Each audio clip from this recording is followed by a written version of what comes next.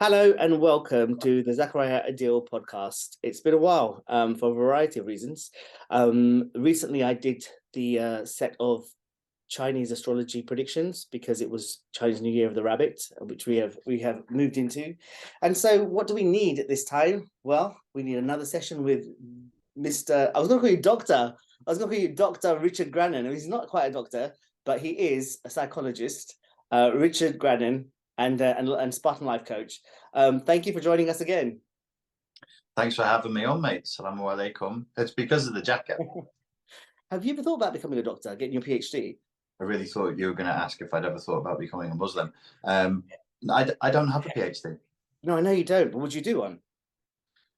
I just spent like 5 hours talking to a PhD of philosophy. It's going to sound kind of arrogant, but I think it's a bit redundant at this point. I don't know whether it would help my clients for me to do that. Like it takes like 4 years of your life pretty much to do it. I mean, I could do it if I thought it was going to help and would maybe give me more credibility. Then I could be tempted, sure. Mm-hmm. Okay. What I wanted to discuss with you today was well, I don't know if maybe I should just do a recap as to who you are, because I know I've done a few sessions with you before, a few interviews with you before. I mean, you are Mr. Spartan Life Coach. You have a background in martial arts training, which self-defense training for people, which then turned into psychological self-defense, which is how you started teaching people how to defend themselves in terms of boundaries and how to develop their self-esteem, which began to tread upon the territory of looking at personality disorders and cluster B personalities, narcissism, borderline personalities, and social personalities and such. And that has brought you to become a bit of an internet sensation. And and that brings you to where you are today. And you just released a book called A Cult of One, which I have read. And I think it's wonderful. Maybe we start with a book. And then we'll go from there. Because the main topic of this discussion is going to be narcissistic parents and how we can deal with them, how we can cope with them and become stronger as a result. One hopes. Why did you write this book? What was the reason for you writing this book? Was there an impetus? Was there a specific stimuli that made you? Oh, it's a good question. Well, originally the idea was to write down in one place everything that I've learned up until now that I can use to help people with, so that I could send people to that. Just go read this one book in one place and get everything. And then I read Douglas Murray's War on the West and David Goggins' Can't Hurt Me. And I consumed them both as books and as audio books at the same time, right after my operation on my knee in February 2020 at the beginning of the lockdown.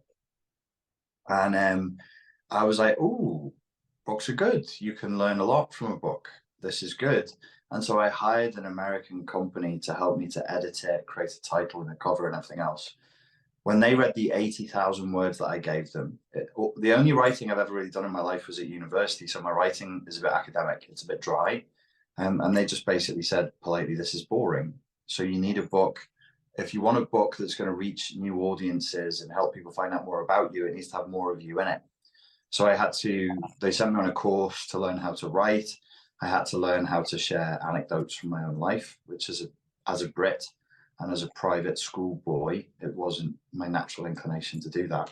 Plus, I am INFJ, so I don't really like having my private stuff out there. You guessed me correctly, by the way. Yes, I did. Well, we get to do our the last tarot session, because we've done the minor arcana, we've done the major arcana, but I did leave the court card separate because I wanted to use my combined astrology, which is 144 charts, but they can be divided down into 9 groups of 16 based upon their elements. So you would be because you're horse Pisces, horse is air, because it equates to Gemini. Gemini is an air sign, because I use Western elements, I don't use the Chinese elements because it gets too confusing otherwise. So I give so each Chinese sign has a Western equivalent. So the equivalent to horse is Gemini, and then I attribute the Western element to the Chinese sign, right? So you would be air primary and because you're Pisces, that would be secondary. And Pisces is water, so air primary and water secondary. So that would be your elemental group, of which there are 9 charts out of the 144. Okay, so those nine charts, and 1 tarot card and 1 MBTI type would be connected to it. And so the reason why we haven't done that one yet is because I wanted to get all of that literature together, which I've done actually. I've had it done for ages. I just haven't bothered to ask you yet, just because I've been busy with my own life.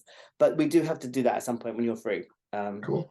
So we can discuss that. But yes, I guess that you were INFJ, just because the life journey, the trajectory that they're usually on is very typical of what you've been through. And I am also an INFJ. Now, all these years I thought I was ENFP, the one who's curious. And I think it's because when I answered the questions, I would answer them according to how people perceived me, as opposed to how I actually was. And since 2016, my life has changed so much. I've changed so much. I thought, let me do it again. And I did. And I turned out to be an INFJ. And when I looked at what that entails, I'm like, this makes a lot more sense than ENFP. Anyway, sorry, I interrupted you as you were speaking. No, it's fine. It just made me think the first time I did the test as well, in 2014, I'd been asked to do it by people on YouTube, and I kind of answered as the character I play on YouTube. And so that was an ENTP character.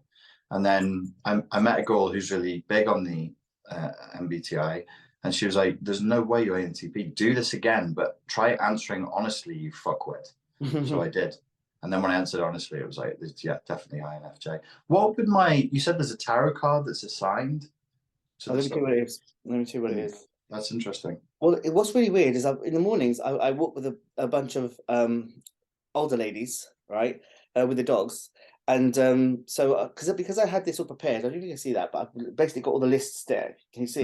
I'll tell you what you are in terms of. Okay, so you were, wait, which way do you want it? Wait, what did you ask me? You said there's a tarot card assigned to people. Yeah, but do you want me to tell you the one that's assigned to INFJ or the one that's assigned to your element with the... I didn't realize it was both. Tell me. Because they're not, because it should be the same, right? Because it should be the same archetype. But right. Because there might be slight differences. Like, for example, mine is in terms of my elements, mine is an ENFJ. But in terms of, but that's not that far away. ENFJ, I'm an INFJ. So in terms of your INFJ, the tarot card, where is it gone? Here we go. The tarot card is Queen of Pentacles. Interesting. Queen of Pentacles. And what was the other one? ESTP, you said, right? Yeah, ENTP. ENTP. Is the Queen of Swords. Still a queen. Oh, wow. But I'm a queen either way, baby. So I'm an INFJ, which is the Queen of Pentacles as well. And the air with water, which one's that one then? Air with water is INTJ. Again, see, we're not a million miles away. Just T is different. Yeah. So So one of the ladies, I got 2 of them to do the quiz a few days ago, and she's a monkey Aries, which is double fire. And when she did her test, that's what she got. She got the ESTP, which is double fire, which I thought was really interesting. So I was right. So I've got them pretty much spot on. You know what I mean? With in alignment with the tarot cards, with the astrology, and with the MBTI. So we have to have a discussion around that. That would be really interesting, I think, for people. Yeah, it would definitely. It's interesting the way these things line up. It's fascinating. So, but coming back to the stimulus for why you wrote the book, did you always know you were going to write a book? I have written books before. I've written fiction, and I wrote a book deconstructing the Bible and the Bible story back in 2010. I didn't know that. You wouldn't know that because we scrapped it. I got some negative feedback from like a guy who was a published writer and from an editor, and I just scrapped it. I just got sick of it, which is a real shame because at the time I was a Bible nerd. I was a real nerd for trying to figure out, in essence, not to bore people with it, the Bible that we have, we don't know what it is. We really don't know what. Everybody pretends they know what it is. They pretend that all of these mismatched stories that are clearly from different cultures, different nationalities, and even from different religions, banded together are one book from one people, and it's blatantly it's not the case. So I wanted to know, well, what is it actually? So I that was the book I was writing in 2010, and then I went a bit loopy. I mentioned in the book, I don't bring up that book in this book, but it's relevant to this book because I scrapped that book when I found out that I had the Bomo curse, the Bomo love spell made against me. That was one of the things that I left behind in the UK when I traveled to Thailand and Malaysia was the book. You realize you wrote that in last Tiger Year, and you released this in Tiger Year. Oh, really? 2010 was Tiger, and last year was Tiger. And it's good to release these projects in Tiger years, right? Well, for you, because you're a horse sign, and it's the two best friends for you are the dog and the dog and the tiger. So it's a good year for you to release your book. My book got released. I'm a Sheep Aquarius. My book got released at Sheep Aquarius time. What are the chances of that? Right. What are the chances of that? Yeah. It's funny how these things work out. It's very, very strange how these things work out. Yeah. So what was it that you wanted people to get from this book? What was it that you wanted them to read and be like, that's what I need to learn so that I can move on in my life in a powerful way? What was it? Well, there's a sort of a dynamic tension between what I wanted and what the publishers wanted. What I wanted was a step-by-step script for overcoming codependency, and a side effect of that would be overcoming narcissistic abuse and CPTSD as well. The concept that I put forward in the book is echo codependency, so that I can distinguish my definition of codependency from other people's. It's subclinical, so it means different things to different people. Most clinicians accept it and are happy to work with it. Some won't. They'll be like, I don't want to talk codependency because it doesn't have a proper clinical definition. The editors wanted an insight into my life. They wanted something that was a little bit more reality TV and Kardashians-esque.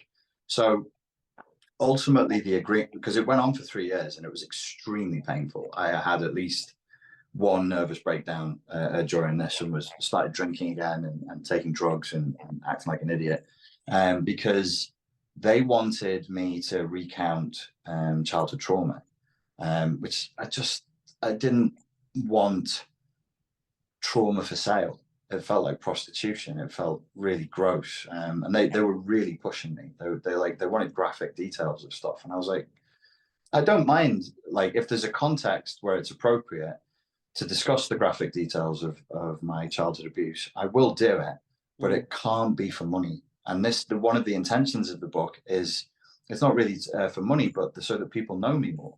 So an intention there in the book is for notoriety and fame, so that I can do my work.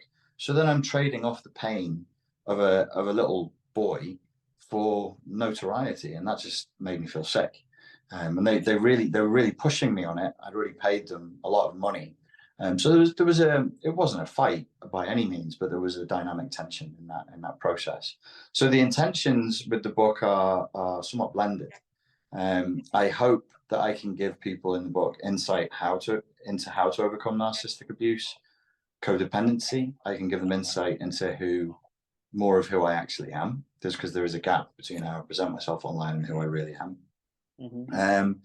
I wanted to open up the conversation about Buddhism, Islamic philosophy, spirituality, and mysticism as well. I didn't want to shy away from that in the book. And I wanted to be vulnerable and say to people, okay, I'm a fucking mess, just like everybody else. And I've done some work that allowed me to crawl some way out of the pit. I really like that. I really liked how honest you were. I think you're right. I think that if you'd gone into the sexual abuse stuff, it might have been a bit gratuitous. And also, I don't know what you think about what I'm going to say, but I'm going to say it anyway. You've got enough stalkers as it is. And in a strange way, it might spur those people on, or those types of people might, I don't know why. I mean, it's dark and it shouldn't be seen in that way, but it might encourage that sort of. No, I think your intuitive instinct is 100% correct. And I think I'm talking to, the book was compiled by women, and I'm very grateful for that. They did a very, very good job. They made it a far better book than I could have done on my own. They did different jobs. They set different objectives. One was an editor, one was the title designer, one was the graphics designer, and so on and so forth. And they did an amazing job. They are not a white man from the northwest of England growing up in the 80s who experienced childhood sexual abuse and blah, blah, blah, blah, blah. So they can't, they're looking at me from the outside in. They are American and they are educated and they've had nice lives, and their interests are different. Their fascinations are different. What they're curious about is different. Because for people who've experienced this, they already know what it is, and they're like, I don't need the graphic detail. I know how this fucking horror show plays out. And also, yes, you are 100% right. They're not familiar with the narcissism community in the way that you are. And, you know, narcissists, psychopaths, criminals, pedophiles. I know from my work in the probation service, pedophiles share, I can't remember what they're called. They share the case notes and they use it as masturbational material. And I'm like, you know, the idea that I've got enough creeps. So I'm not going to try to prostitute myself, like have myself be abused by proxy in a time machine 30 years later. Exactly. Have you ever seen that movie Copycat? No. With Sigourney Weaver, and she's the expert in serial killers. Right.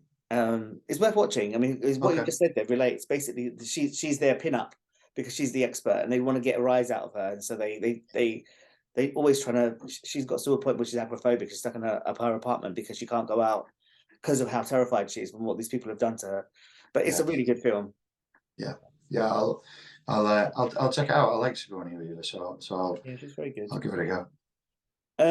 So the book that you've written, part of it is about your life story and the experiences that you've had that turned you into who you are. But also it's sort of case notes that help you see how to overcome codependency and regain some sense of power over your life again if circumstances in your life have made you lose that. So you provide certain techniques and how to do that. Can you run through some of them? Specifically the finger technique. That one's really useful. I've done it myself, and when I do it, I find it really useful. So I know you've also got the Fortress of Mental Health. Fortress Mental Health, yeah. Fortress Mental Health. Right. There's different techniques in the book. There's different exercises, written exercises that people can do.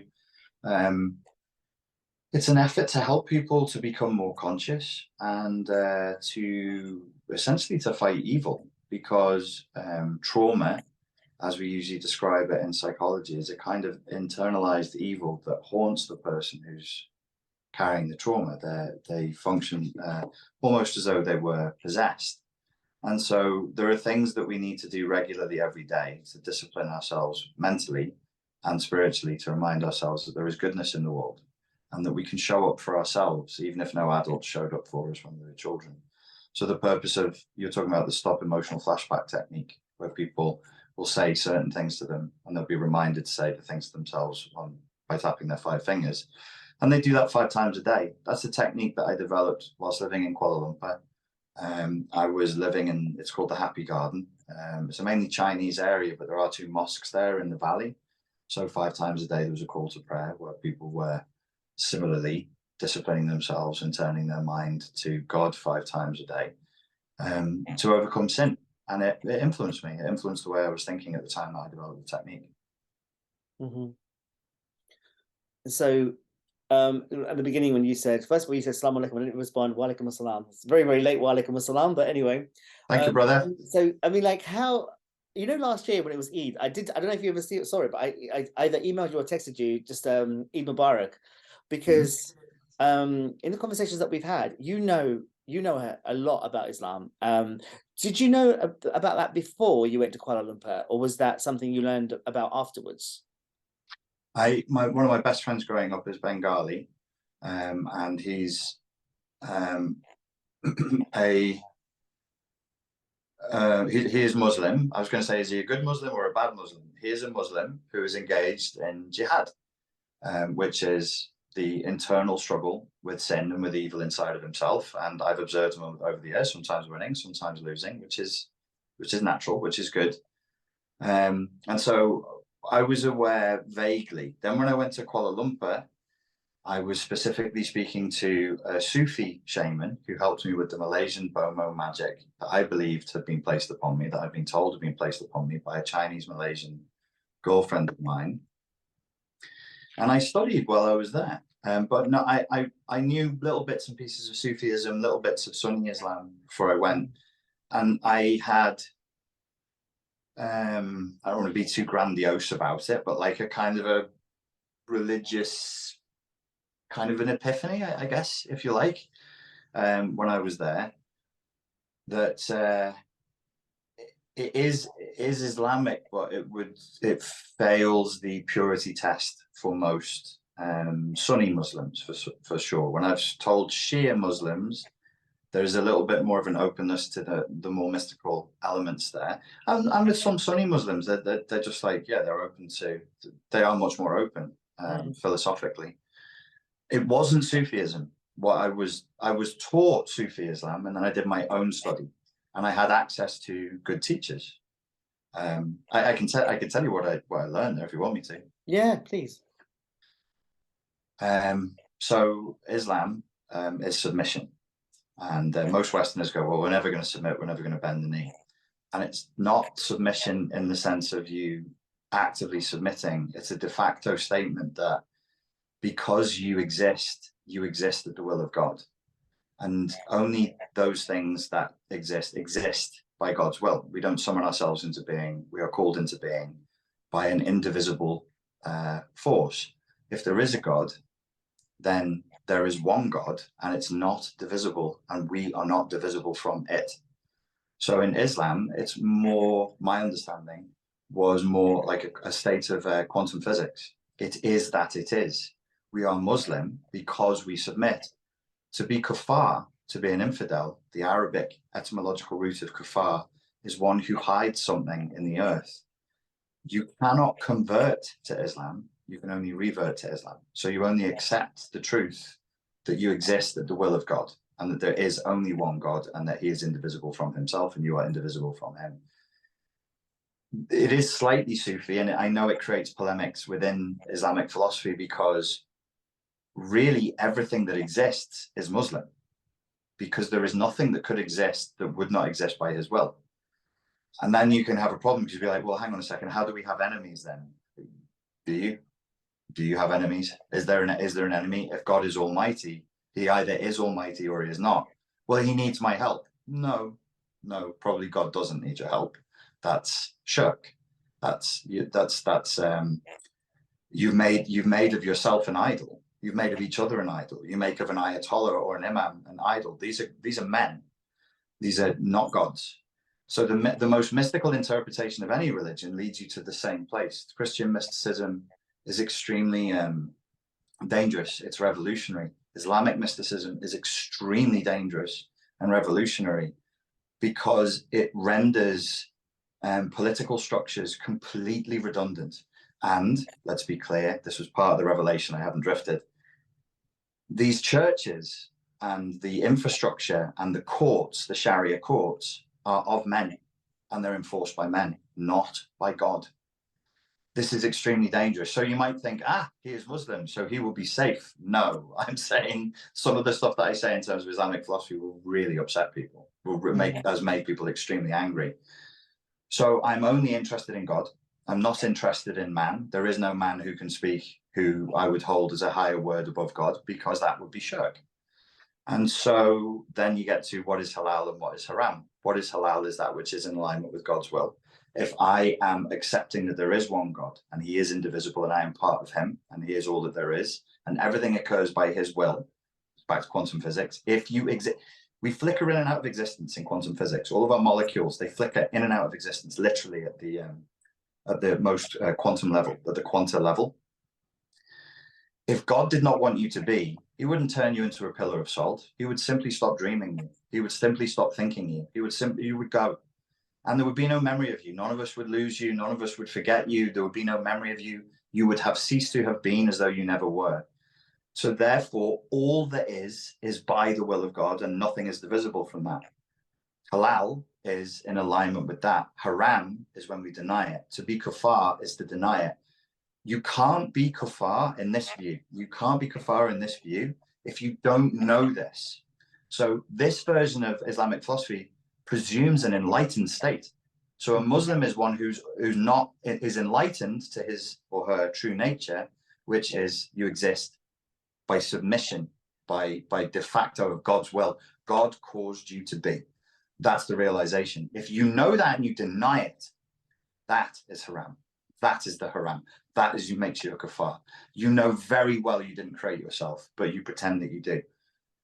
Which leads us to modern culture, modernism, capitalism, consumerism, materialism, and all of the evil and the sin of the world, because it pretends that we are gods and we make idols. Literally, we commit shirk daily of ourselves and of other people. That's the essence of social media. That's the essence of mainstream media.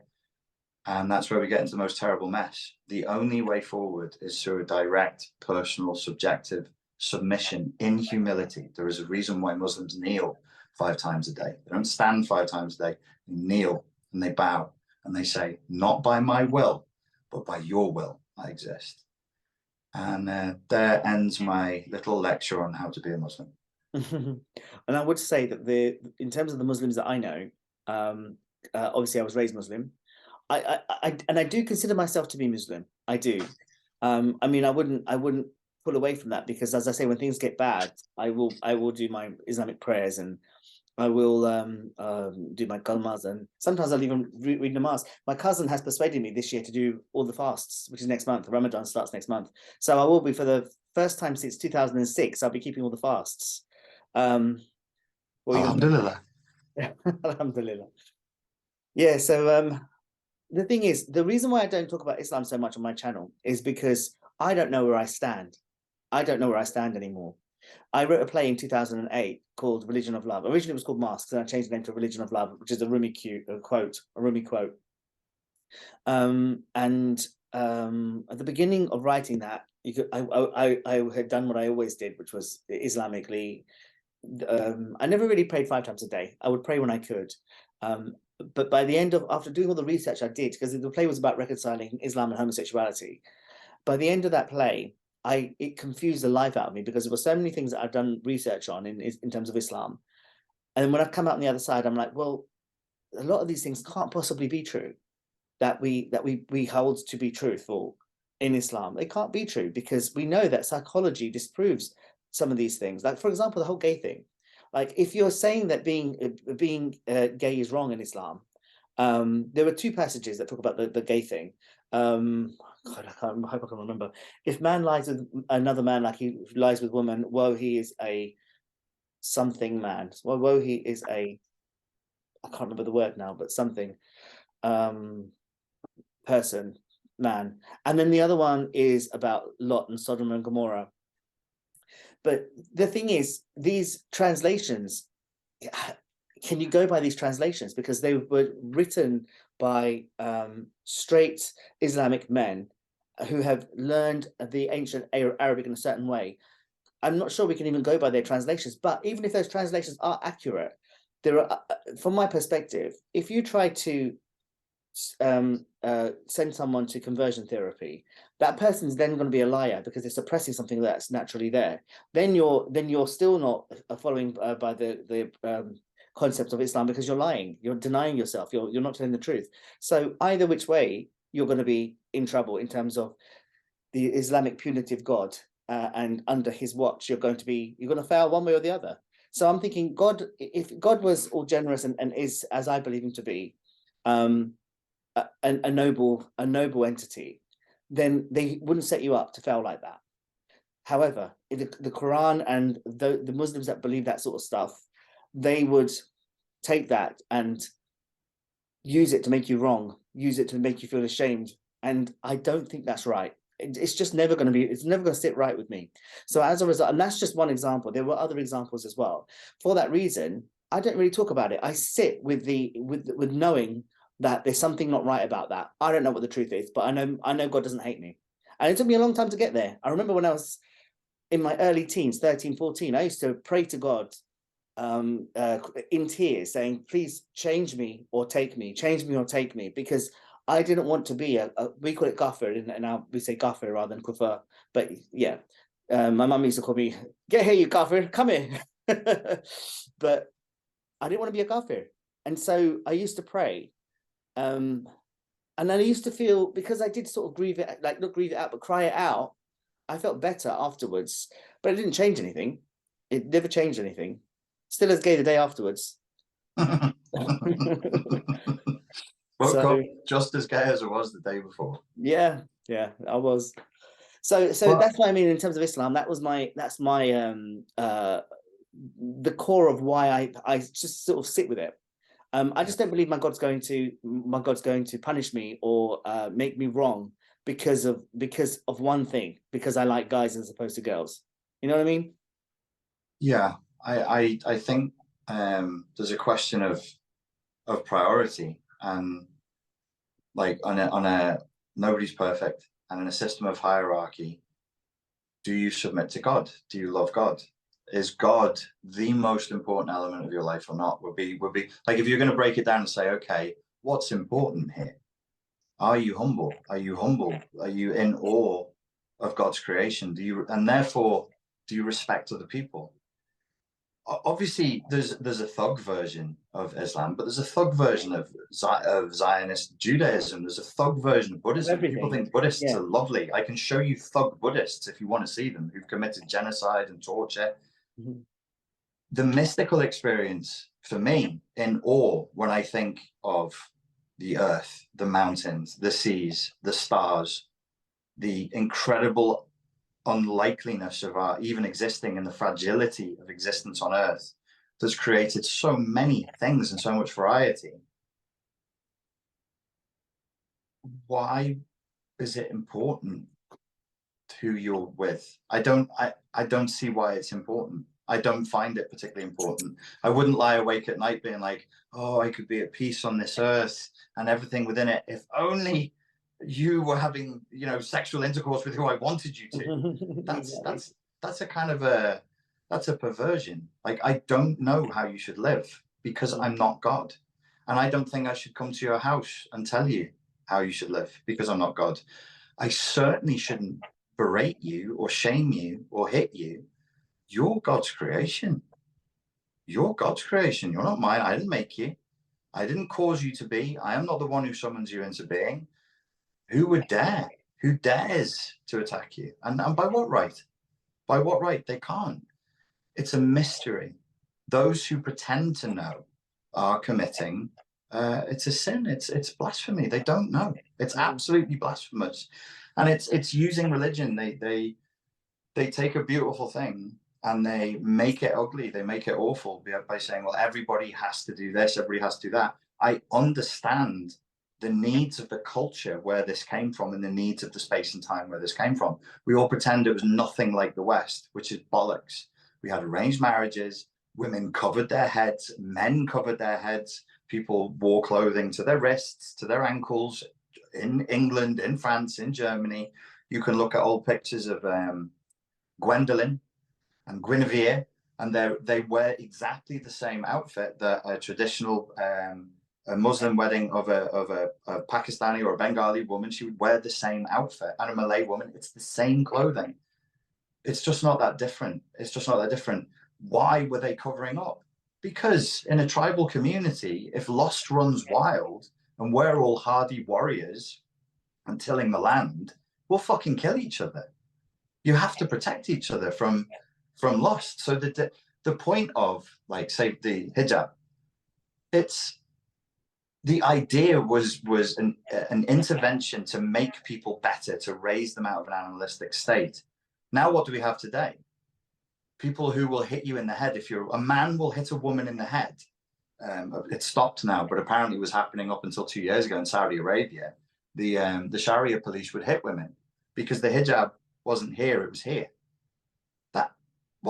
What have you done? Like, that is such a perversion of the original idea. It's not. It's total nonsense. Well, I should be careful. I'm moving to Dubai soon. I need to be careful. Are you really going to? Yes. Yeah. I was offered a 3-year contract to do readings out there, believe it or not, and I declined it. I thought, what kind of life am I going to have out there? I've got friends out there though. So okay. When are you moving to Dubai then? I just spoke to the people who are helping me today. I think I've already in the first part of my visa process, setting up a business there. Then I have to go there and do medical tests and set up a bank account there, which will be, I'll go there again in about 3 weeks for a month or so. Okay. Oh, well, I hope you enjoy that. Yeah, I hope so. Okay, so I mean, so I've taken some friends to Dubai because I used to go all the time when I was doing readings. And I don't really go that much anymore. But when I did used to go, I got one of my friends to go with me who had no desire to go there. But once he got there, he was like, "This is amazing! You could eat your floor you could eat your food off the floor because it's so clean, Yeah, and it's super safe." yeah, So I get the appeal. But what very made you clean. want to go to Very Dubai, if you safe. don't mind me asking? Apart from Um, business stuff, if there is a separate reason for where you're I'm going. I'm not very impressed with what's happening in the United Kingdom. I am, you know, in many ways, I'm left on some issues and right on some issues. I'm a fairly socially conservative person, and I just don't want to live in a degenerate shithole anymore. And I really think that this country is turning into a degenerate shithole. It's awful here, and it's such a shame because we have a great culture and we have a great people. Or at least we did have, and people are working very, very, very hard here compared to many other places in the world. We have great potential, but I'm sick of swimming upstream for no reward, literally no reward whatsoever. So yeah, that's it for me. Okay, I feel kind of similar. Mm. I'm thinking about moving out of London, but Speaking of degenerate shitholes, yeah, yeah, it's just not the same. I mean, I'm from Croydon, and we had the third largest shopping centre here about 20 years ago, and then mm, in the last 20 years, shops have closed bit by bit, and then we were supposed to be getting a Westfields here, and so shops closed. We were waiting for the Westfield. We waited for Westfield for 10 years, and 2 years ago they decided they're not going to bring a Westfield here now. So all those shops closed for nothing. It's just completely empty. You go to a smaller place, you go to Sutton, or you go to Bromley, and they've got all the same shops. Whereas mm, it's much bigger here, but all the shops are just empty. So it's a yeah. nightmare. It's a real shame. Croydon was all right before. Well, I'm not sure if that's true. I loved it, but people make fun of Croydon. I also would make fun of. I think like I'm from Birkenhead. Croydon and Birkenhead have a lot in common. They're Do you know pretty what this rough. is? Do you know what this is? Mm. The What Croydon is it? facelift. Do you know about the Croydon facelift? Do you remember back in the day when the girls had the hair like that? With Oh the yeah. that was the Croydon facelift. Slicked back. Yeah. No, I honestly, like, I don't want to have any more arguments about the evils of sexualizing children and teaching them about adult sexual practices at the age of 6 and 7. And I'm going to vote with my feet. I can't. I'm not down for this. Mm. So on the one hand, I'm very liberal, and I'm like, okay, you do what you want as an adult. You leave children alone. That has to be a hard boundary on kids. And so no, I Yeah. don't. I can't stay here for that. I'm part of a group called Gays Against Groomers, and this discussion goes on a lot. Yeah. That it's just too much, but people have been so indoctrinated by the system that they can't seem to see it. But let's come back to your book. Sorry, what were you going to say? Just that it's on my mind at the moment because on the plane back, I've been watching SAS Rogue Heroes. The SAS was formed in North Africa during World War II. One of the guys who was in that was in the OSS and was probably gay. Then I watched on the plane back. I watched Lawrence of Arabia. He worked for whatever the equivalent of the OSS was in World War One. Seemed to have unified a lot of Arabic tribes and was gay. And then coincidentally, I ended up watching The Imitation Game about Alan Turing, who did amazing work for us in World War II, who we as a nation then decided to chemically castrate for being gay, and as a result of which may have killed himself, maybe, possibly. And so it's been on my mind, like the British espionage and war and gay element, and you just kind of think, okay, these were boundary breaking men. These men went hyper intelligent, very strange, all of them really like strange. Lawrence of Arabia, I read up about him afterwards. I was like, whoa, that was a wild dude, sadist, masochist, all of that. As outliers in a nation that they all loved, but their nation told them the thing that you are is illegal. Back in World War One times, was it Oscar Wilde who got hard labor for being gay and died as a result of it? I know he was thrown into prison, but it didn't stop him. Like he continued to write, didn't he? And I don't know if he got hard labor. I don't know that part. If that is what happened to Oscar he Wilde. did. He didn't die from the hard labor directly, but I think he developed TB. from the stress. The prison conditions were shit, and he wasn't really suited to hard labor. He didn't get long. He maybe got like 12 months of it. Yeah, But I think they ultimately felt like it led to his death. And I just thought, it's just been on my mind. Like, what does it mean, and how do we navigate that? And what, like, are we going to deny it? Are we going to say this didn't happen? Are we going to say these people were meaningless? Are we like, what does it mean? It's on my mind. I just thought I'd bring it up. It's been on my mind the last couple of weeks. Well, in the same vein, then, something that I've been thinking about related to what you just said is that it always seems like society gets stuck at this place where, I mean, at that time it was anti-gay, was homophobic. Now we're in a place where it's encouraging the gay thing, LGBTQ, to such a degree to children now. It's like it never sort of sits down in a neutral place, in a healthy sort of place. Society always seems to be in a, you use the word degenerate. It seems like, I don't know whether that's quite the right word, because maybe it's not always degeneracy, but it's, in terms of the gay thing, that what you just mentioned. No, it's not the right word, but it's just anti-human or anti-humane, it seems. Well, all of these human beings have a right to life. All of these human beings have a right to compassion and empathy and help. As I said before, I didn't make anyone. I'm not God. I can't judge them. Only God can do that. If somebody asked me for help, I would, if they're a good person, I would help them regardless. I just don't really care. Like, whatever your thing is, man, and like, you're on this earth with me. It kind of sucks here. It's hard being alive. If I can help, I will. But as an outsider to it, the LGB thing is, and the way it's lumped in together, I actually think it's a very awkward marriage. It doesn't seem to make sense to me. I understand that. I understand what you're saying. Yeah. But I think the thing that you've just said there about you being a good person who wants to help other people, that definitely comes across in the book. For That's sure. right. That's kind of it. Do you see what I did there, Richard? Do you see how Nice, I'm all nice. about? But I mean, we went quite off track there, but like bringing it back to the book, I really enjoyed it. Do you know what? Because I read it such a long time ago now. When you first released it, I think it was a few weeks in. I've got written some notes. I've got a little thing with you there. Nice. No, it's actually a to-do list. It's like a to-do list. To-do list. Fight the demons of the apocalypse. Save humanity through raising their consciousness. Well, I think it's related to that. I'll leave it in there for now anyway. Is there anything you think you wish you'd done differently? Or anything that you wanted to add that you didn't? I'll answer that question with a question. How many years do you think you matured during the lockdown, let's say? In 3 years, how many years of maturation do you think you did in 3 years? 6, maybe.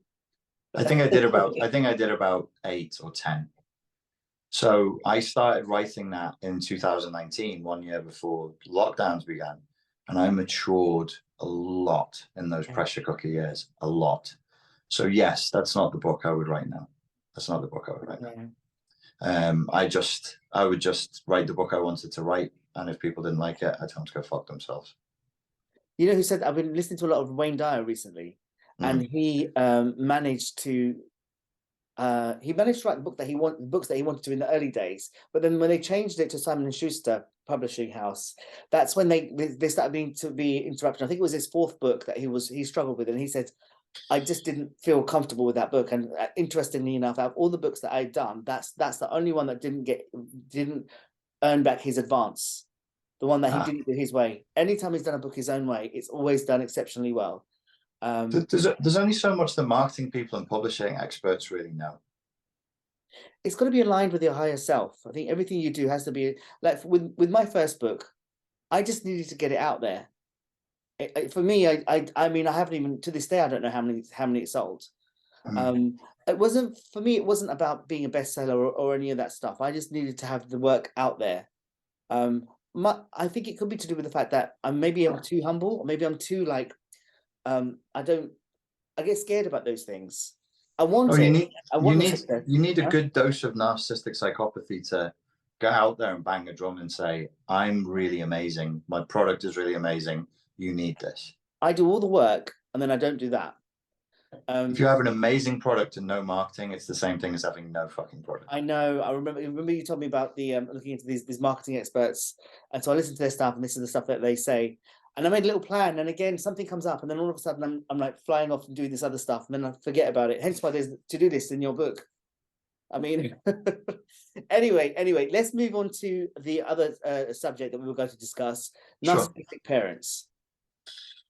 So yes, I love them. well, they're yours. Yeah, they're mine. Yeah. So you probably do. Do you love them? I mean, I love my parents with their faults, you know, and even my dad who hasn't been around. Do I love him? I don't know if I love him, but I love my mum, and I will always love her, even though there's been a lot of times, a lot of things have gone down in my family and my family history, where I feel like I grew up without a parent. I think I was definitely a parentified child. I mean, there's no think. I was a parentified child. For sure I was. I wrote a song about it. I'll send it to you if you want to see it. I'm a terrible singer. I'm not a terrible singer, but I'll send you the song I wrote about it. It's a bit embarrassing, but you should put it on your channel and let other people listen to it. It's embarrassing though. I've written loads of songs about narcissism because it really helps me get it out. Do you remember that song Missing by Everything But the Girl?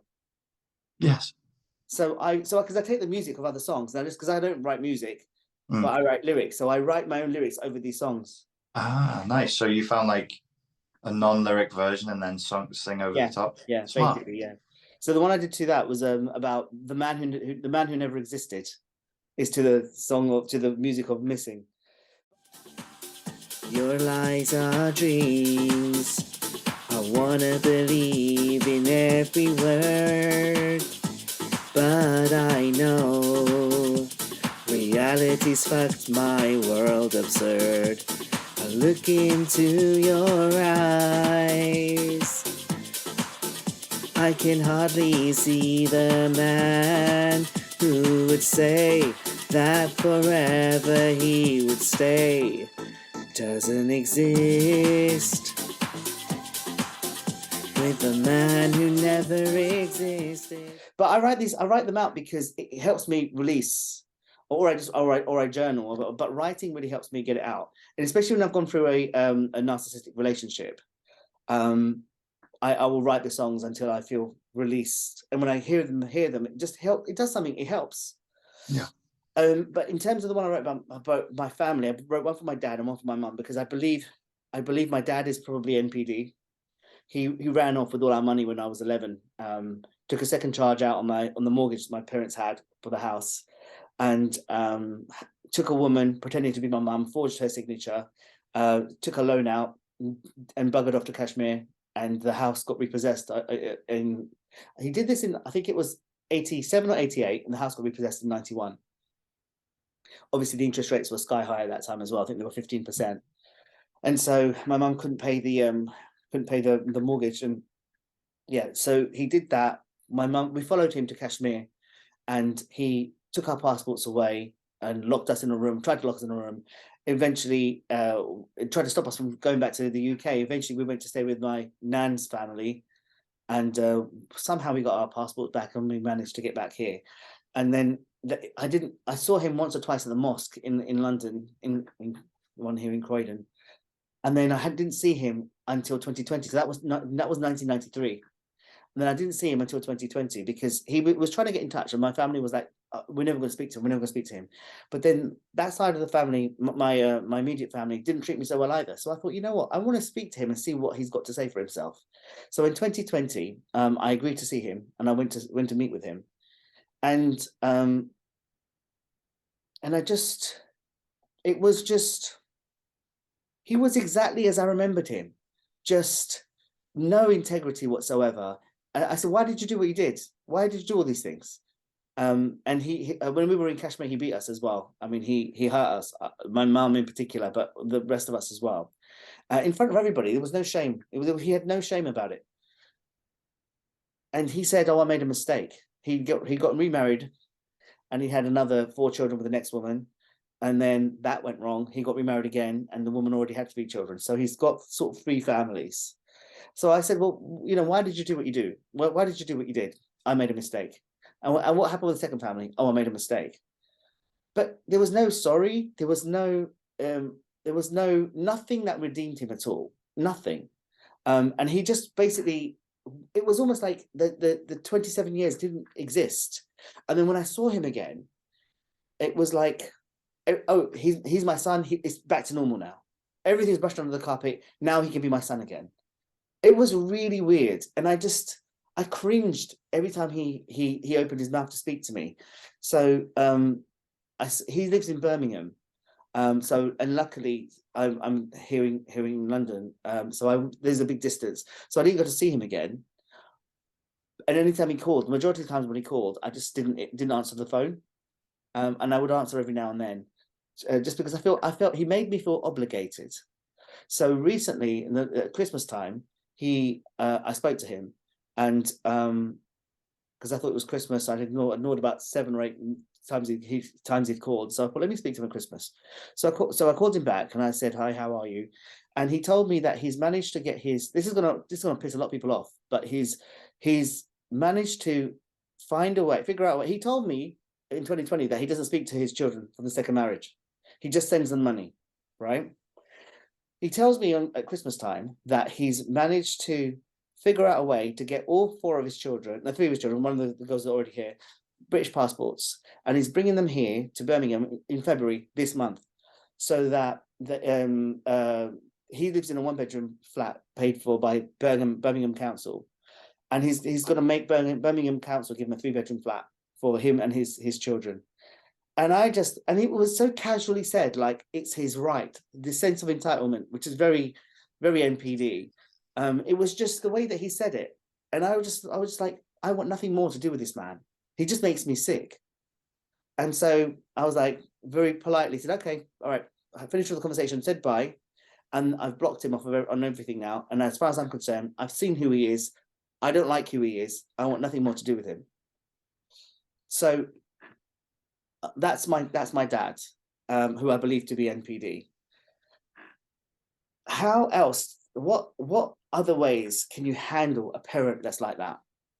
A parent that is just every single thing is about himself, or his image, or how he can just get stuff from people. The reason why he drawn me in is because he wanted me to, because one of the son that he had from the second marriage had my telephone number and was calling me from Kashmir, and I'm like, who is this? Who is this? And he's speaking to me in Punjabi, Adeel Bhai. I'm like, who is this? Adeel Bhai. And I'm like, I just knew it was him. And I blocked him, of course. What does Adeel Bari mean? Is that brother Adeel? Bhai means brother. Adeel, my family call me Adeel. It's my middle name, but everybody calls me Adeel. Adeel Bari. Adeel Bhai. Bhai means brother. I cried today. I was listening to Bad Guys by Bugsy Malone, and then I listened to Good Guys from the Bugsy Malone soundtrack of the film by Alan Parker. I grew up watching that movie. And Jodie Foster, that one. Yeah, with Jodie Foster, yeah, that's right. I usually say I hate musicals, but actually I really love that one. And I was thinking about my father, who ultimately ended up in prison. And I thought, this is a really interesting song. I've always loved this song. I like that it evolves. So in the beginning of the movie, it's bad guys, and they're singing about why they became bad. They just couldn't be bothered with being good, so they decided to be the very best at being bad. And then at the end of the movie, they're good guys, and it's a song of love and reconciliation and redemption amongst criminals, amongst enemies. And there's an alchemy there. There's an alchemy from a leaden state to a golden state of freedom from criminality. And I thought, what if this isn't a coincidence? What if I'm supposed to listen to this? I remember watching and rewatching it as a kid and singing along to it like a small kid, like 4 or 5, and also Snow White and the Seven Dwarfs. And I was always horrified and fascinated by when the witch dips the apple in the poison and it comes out demonic, and it feeds Snow White, and she falls into a deep slumber. poisoned by the apple. And it makes me think along Gnostic lines. You know, what is this world? Is this a world with, is the God of this world the good God that we all submit to, or is the God of this world evil? Is this world that we live in purgatory? I do believe there is a good God, but I'm not sure that the God of this world is a good God. The God of this world, in the Gnostic sense, may not be the God. It may be some offshoot, and this may be a kind of purgatory. And I thought how strange my life is, you know, all the boring, banal details, you know, the horrible clothes people wore in the 80s that I remember when I was a kid, because they were wearing the clothes from the 70s. It would be like us now dressing like people from 2013, right? It was not that wild. You know, fucking brown and orange curtains in the house. Like, what barbarity and sinfulness is a brown and orange curtain?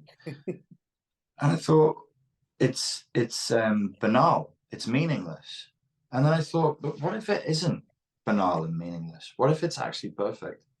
What if all of that, including the music I was listening to and the ideas and what fascinated me and what I was thinking about and what I was doing, was to bring me to this point here now, including my parents, including everything they said and everything that they did? How does it serve others? How does it, if there is a purpose, if there's an alchemical movement here from bad to good, from lead to gold, from lower consciousness to higher consciousness, do I assist in that jihad? Do I help in that battle against evil? The banality of watching Bugsy Malone on a videotape that you had to rewind and a VHS player that I still remember the buttons of and the sound of. Maybe these things were meaningless. Maybe these things had meaning. And maybe your experience with your father, you know, being British, but also being Pakistani and having the two cultures forced into you side by side, and the dynamic opposition between the two, and being gay and then living in a straight world and the dynamic opposition of that. Is this why gay spies did so well? Because they were always forced to live in between worlds and to break boundaries. You know, the god Hermes, because we're talking alchemy, hermetic, you know this, he flies through worlds. That was his gift, that was his privilege. That's why he had winged feet. He was permitted to fly up to heaven and back where no one else could. Maybe it's perfect. Maybe your experience with your father is perfect. Maybe exactly where you are right now is perfect. And this is... I don't doubt that. I think I know I needed to go through all of that to be the person I am now, for sure. Yeah, for sure. Same thing with my mum and the relationship I have with my mum. But maybe that's the thing, though, Richard. Well, maybe all of the people that have had narcissistic parents, it's been necessary because there's been the divine has induced these people to become who they are now through the backgrounds that they needed to have. I know that's a higher level perspective to have, and it you know, it can serve a lot of people. It served me for a long time, but you know what? It doesn't dissipate is the anger and all of the situations that we've gone through. So when we that's parents, yeah, that's where I was going to go to next. I wasn't going to say anger. I was going to say shame. I don't think your major block is anger. I think your major block is shame. Mine. Yeah, that makes sense. Your anger is my anger. I can't express my anger. Yeah, the anger might be frustration because you can't move forward because of the shame. But say if you were a soldier in a war, maybe exactly without adding or deducting anything at all, you're exactly the perfect soldier for that particular battle in that particular war. It doesn't really help you to deal with the shame as such, but it's a different way of perceiving it. The shame itself, that's something that you do have to conquer in a certain way. And the only way that I know of conquering shame, like the one that you're carrying, is through self-forgiveness. So I would just ask you, and it will help people who are watching it, because at the moment, everybody I'm talking to, like all my friends, they're carrying shame for something. What is it about you that is so uniquely fucking evil that you couldn't forgive yourself? If we were doing coaching and I asked you that, what would you say?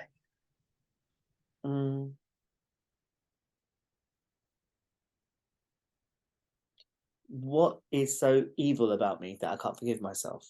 Well, you would forgive a wrongdoing in me. wouldn't you? Yeah, of course. So if I was raised Christian and I'm not supposed to be gay and I'd had gay experiences, you would forgive that in me. If I got into a fight and I beat somebody very, very badly, through that moment of rage because of something that they'd done, and I was truly sorry for it, I believe you would forgive me. I think that you would forgive me many things, but I don't see you being particularly forgiving of yourself, which means that there must be something that you believe is uniquely evil in you. I think the difficulty I have is that the people closest to me, no matter how much I have done, because I've never been approved of. I never feel fully approved of. And just essentially the way that my siblings feel about me, they've always, and now they will, if you speak to them, they'll say something very different. But from my perspective, anytime I walked into a room, it was like, oh, the piece of shit's here now. It was always assumed, the assumption was I was a piece of shit. And so that's the siblings. My mum, you can never do anything enough to make her approve of you. Although I think my siblings again would say, well, that's not true. You're the golden child. You're the golden one. And I'm like, am I the golden one or am I the bitch that does everything and gets no validation for it? Not get seen for anything. You sound more like the black sheep than you do the golden child. I think I would say black sheep. But they would say, oh, you're the golden child. But that is just more gaslighting to get me to continue doing stuff, you know? It's gaslighting. Yeah. But then I think that, so coming back to your question, I don't know how to forgive. I don't know what the aspect is that I need to forgive is the first thing. And then the second thing is, it's hard to forgive anything when I just feel like I've been conditioned to be this thing that just does, you know, look after everybody else first. And I'm right down the bottom of taking care of myself. And I feel like I haven't achieved what I needed to do. I was so far beyond like not achieving what I was supposed to have done. How can I take care of my own needs if I didn't take care of everybody else's? That's what I was conditioned to be, and I haven't done it. So I failed. And I think maybe it's that aspect that I just haven't been able to do what I was supposed to do. And so how can I forgive myself for being a failure? Because you were asked to carry an uncarryable load and it crushed you. Yeah. So you didn't fail.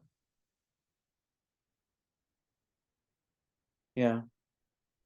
Something bad happened. Something really, really tragic and bad happened. You were asked to carry a load and it broke you. And that was the purpose of the load that was placed on you. If somebody is attacked in the street and they fail to defend themselves because they're attacked by 5 people who are stronger and bigger than them, would you berate them for failing to defend themselves? No, but that's a good point, though, isn't it? Because that oftentimes men come out of those fights feeling ashamed of themselves because they couldn't defend themselves. Of course. So it is something like that. It is something like that that I wasn't able to achieve. But you can forgive it in somebody else, but you can't forgive it in you. Why is that hard? Can I offer you something that's going to help you? Yes, please. See it as narcissism.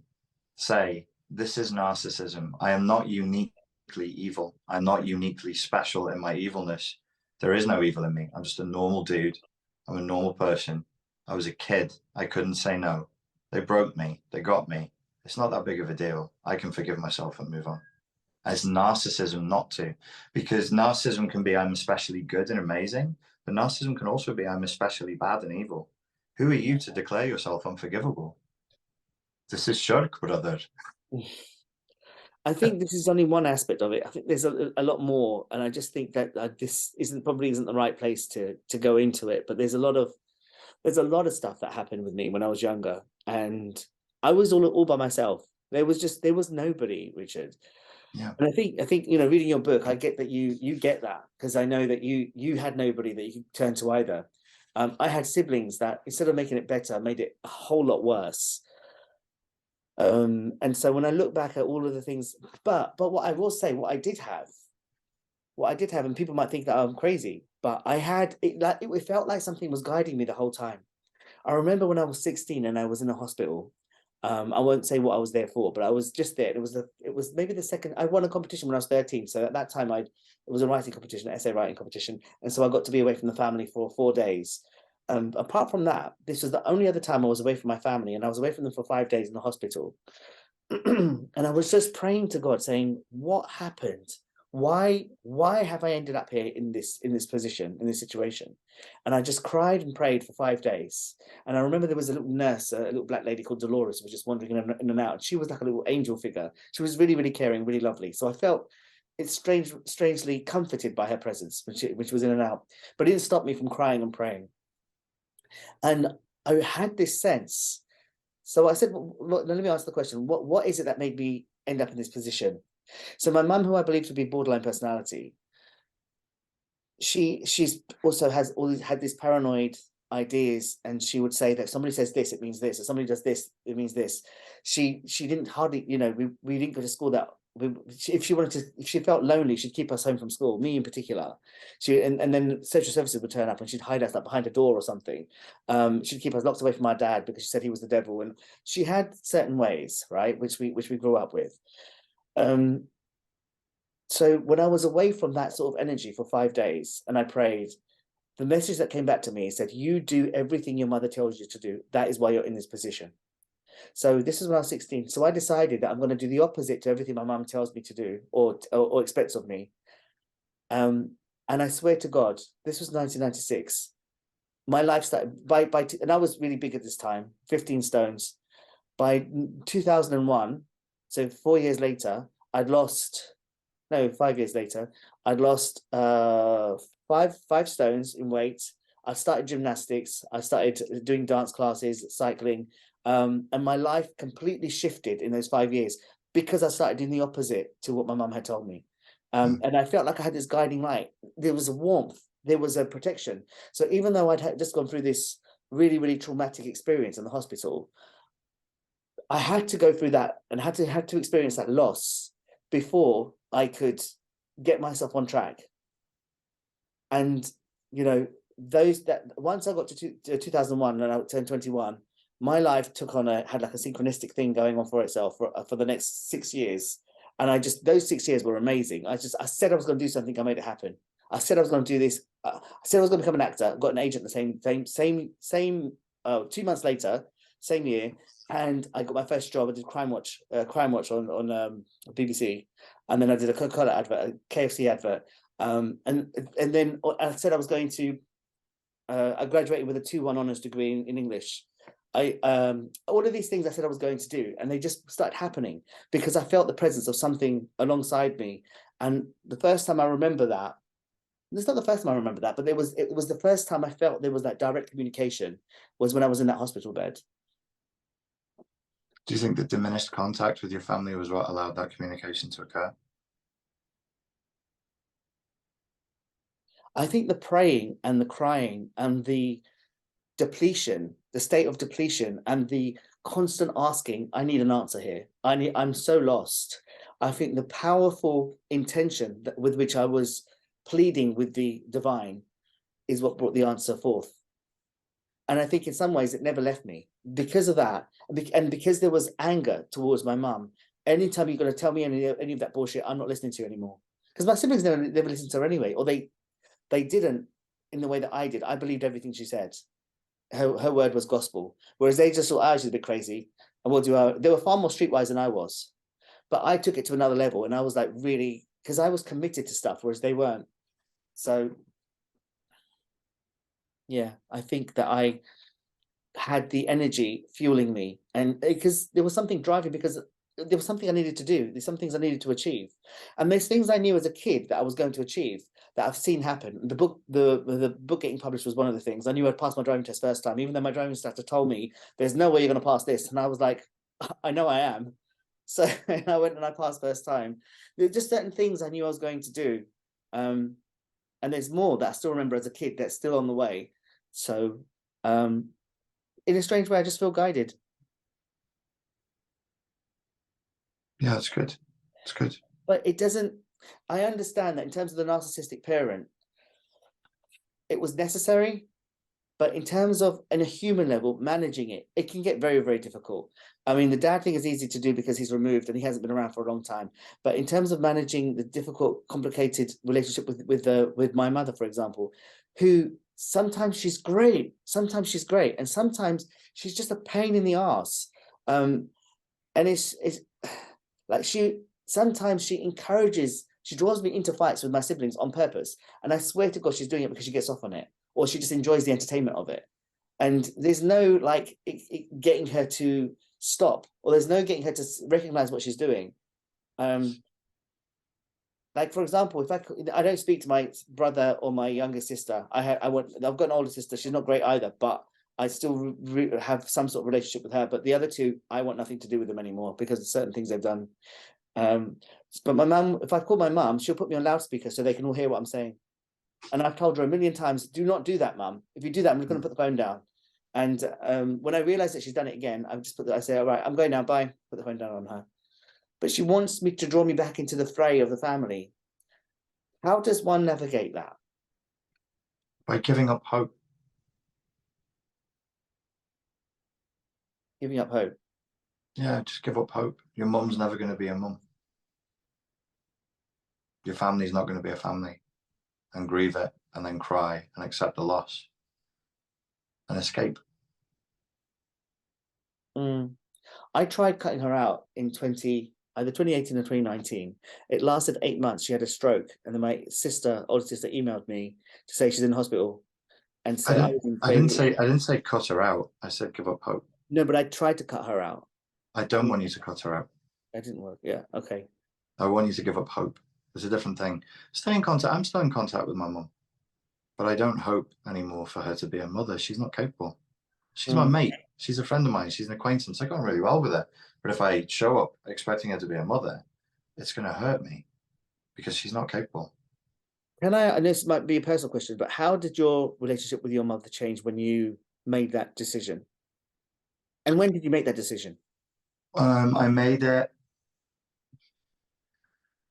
once when I was 30, and I didn't speak to her for 1.5 years.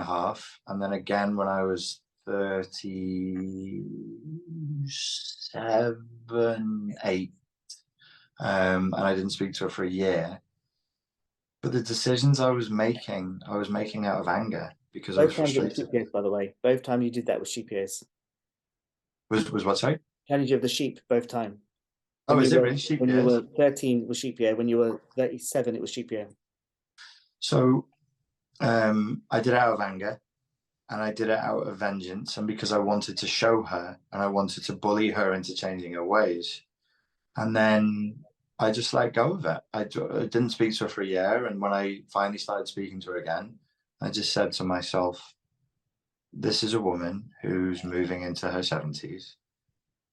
She suffered a lot. She had a bad life. Terrible, horrifying life. Crazy life, really. Like the stuff of a movie. My mother eloped with one of Bob Marley's producers when she was 18 to the Caribbean. It's not normal for a Catholic schoolgirl whose aunties are nuns to run off with a black man to the Caribbean in the 60s. So she had it rough. She had it, and that was because of things that happened with her mother, who was probably should have been in an asylum, and so on and so forth. And I just said, okay, you can either have a talking relationship with her or not. Would you prefer to have one or not? I said, I would prefer to have one. Okay. Do you understand that she doesn't know how to give you what you're asking for? Yes, I understand. Can you accept it or not? Because Richard, if you can't accept it, you're being cruel. You're being cruel to demand something of her that you're speaking a language she just doesn't understand. She doesn't hear me. She can't hear me. So make your mind up. And I said, okay, I will not expect her to be a mother anymore. And the relationship is now peaceful and calm. Boundaried. It's within a certain paradigm. But we got on very, very well now. Very, very well. I don't expect more from her than she can give me. And generally speaking, I'm very good with this with all people.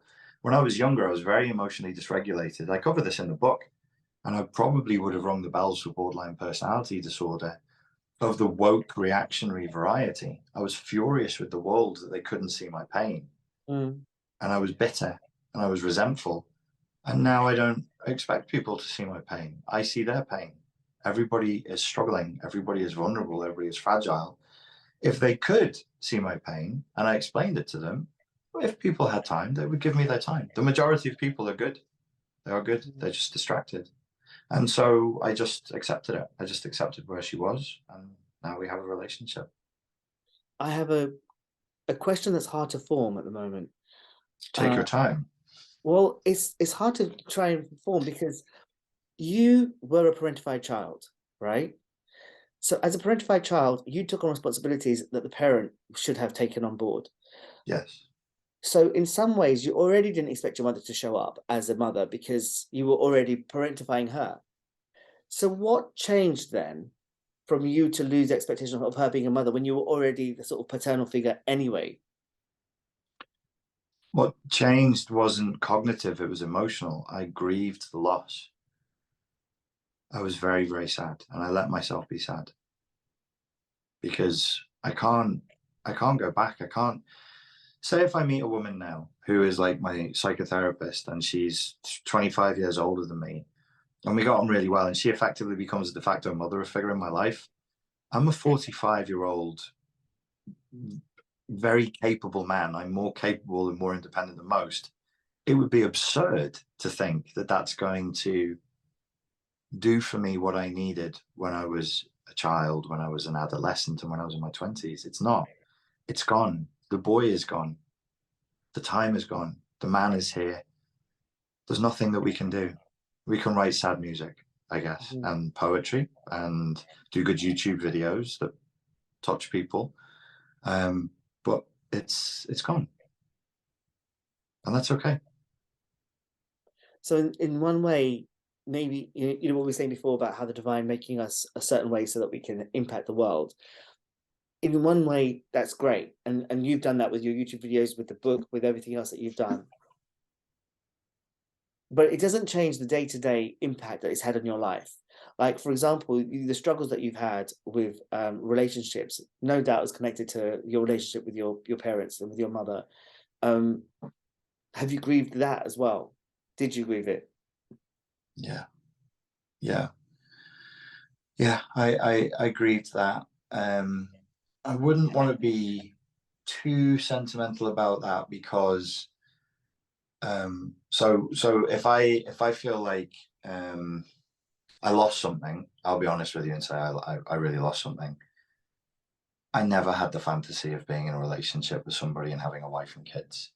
It was never my dream. I grew up with guys who really had that as a dream. I remember them when we were 14, 15. They always wanted that. And when they got it, they really were fulfilled. They love their kids. They love being a husband. They love to be a father. They love living in one house. My dreams were like this, to be a hermetic figure, a shamanic figure who just keeps moving and keeps traveling. I'm so happy. I'm so happy. It really, like, when I get it right, it really fills me up. It really is like, there's nothing better than this.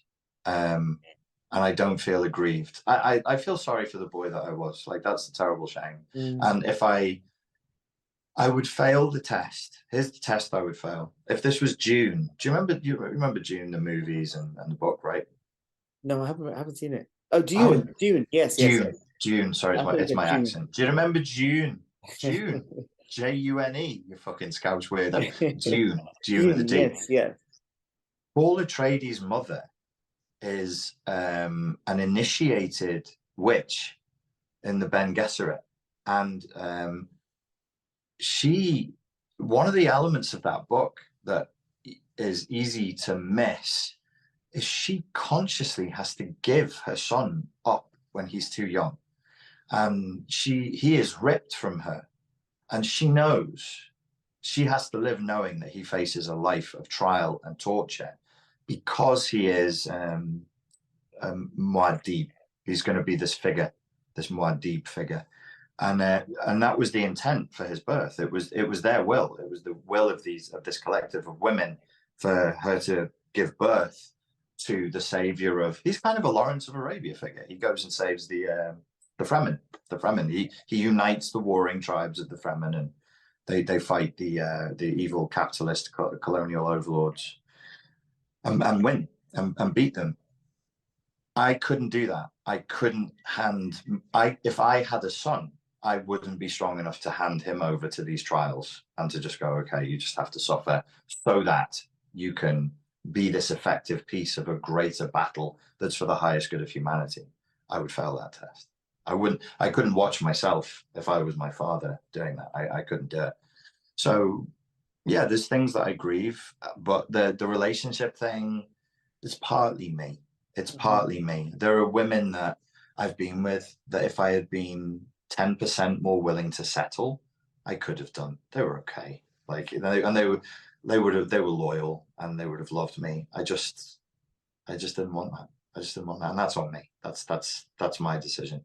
There's one of the girls, actually, I've spoke to her recently. It was wonderful. I actually had a genuine reconciliation with an ex-girlfriend. We spent a week together in Ibiza, and we discussed this for hours on end.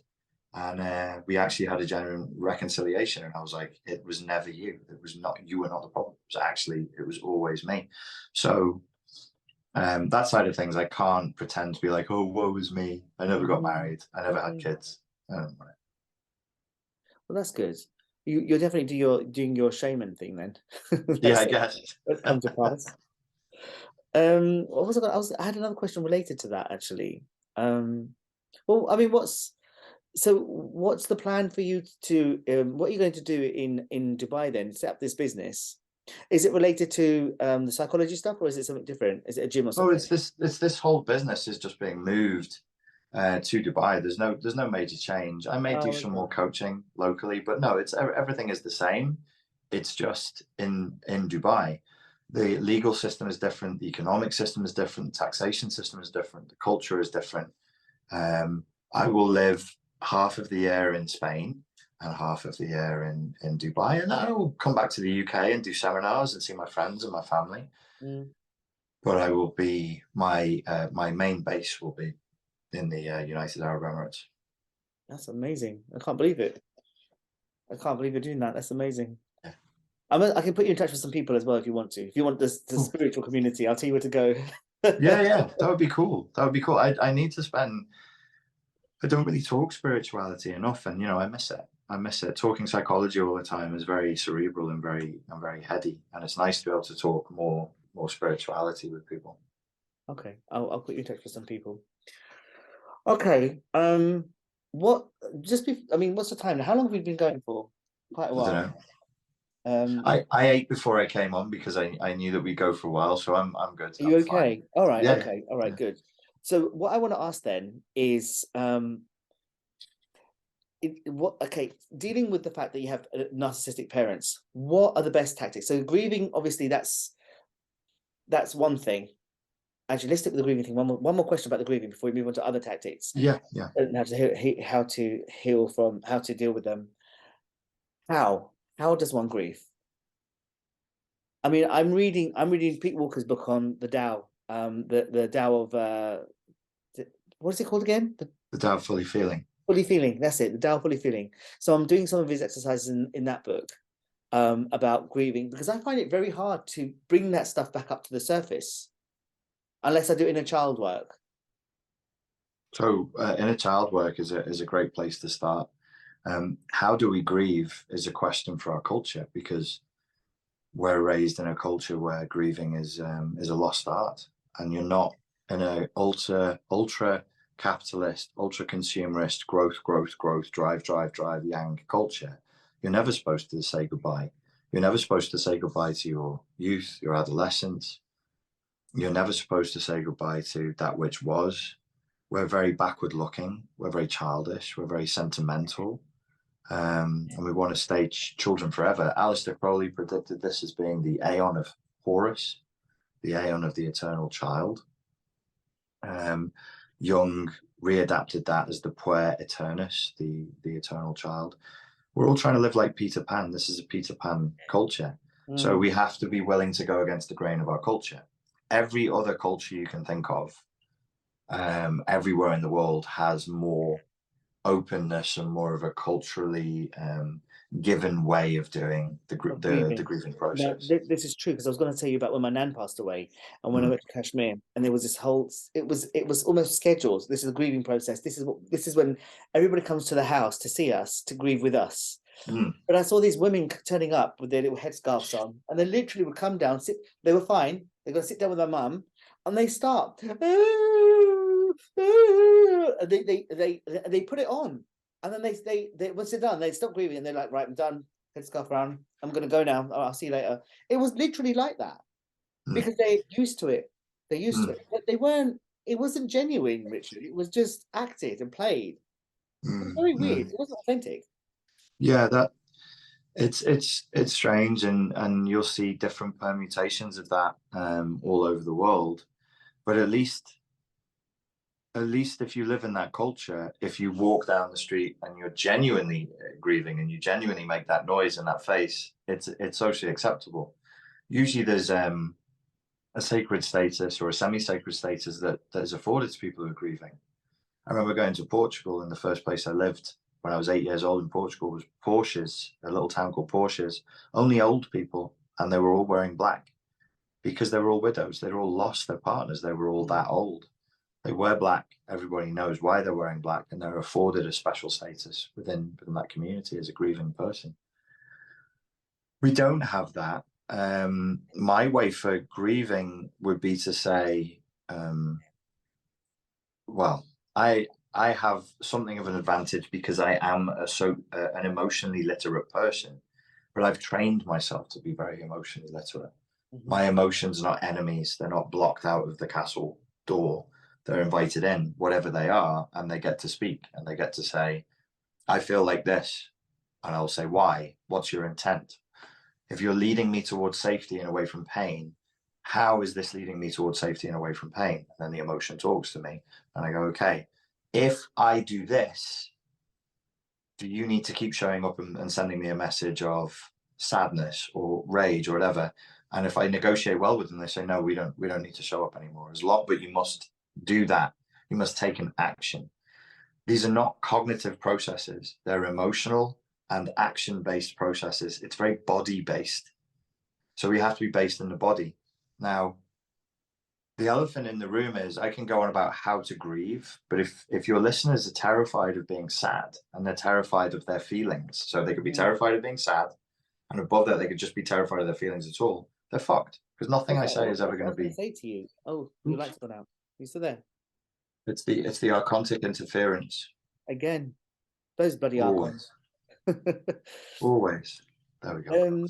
What I was going to say to you was that people who have this difficulty are going to have spent their entire lives suppressing their emotions, burying them, and just pretending they're okay because it's because of the shame, because of it's a defense mechanism, so they can cope and just deal with life.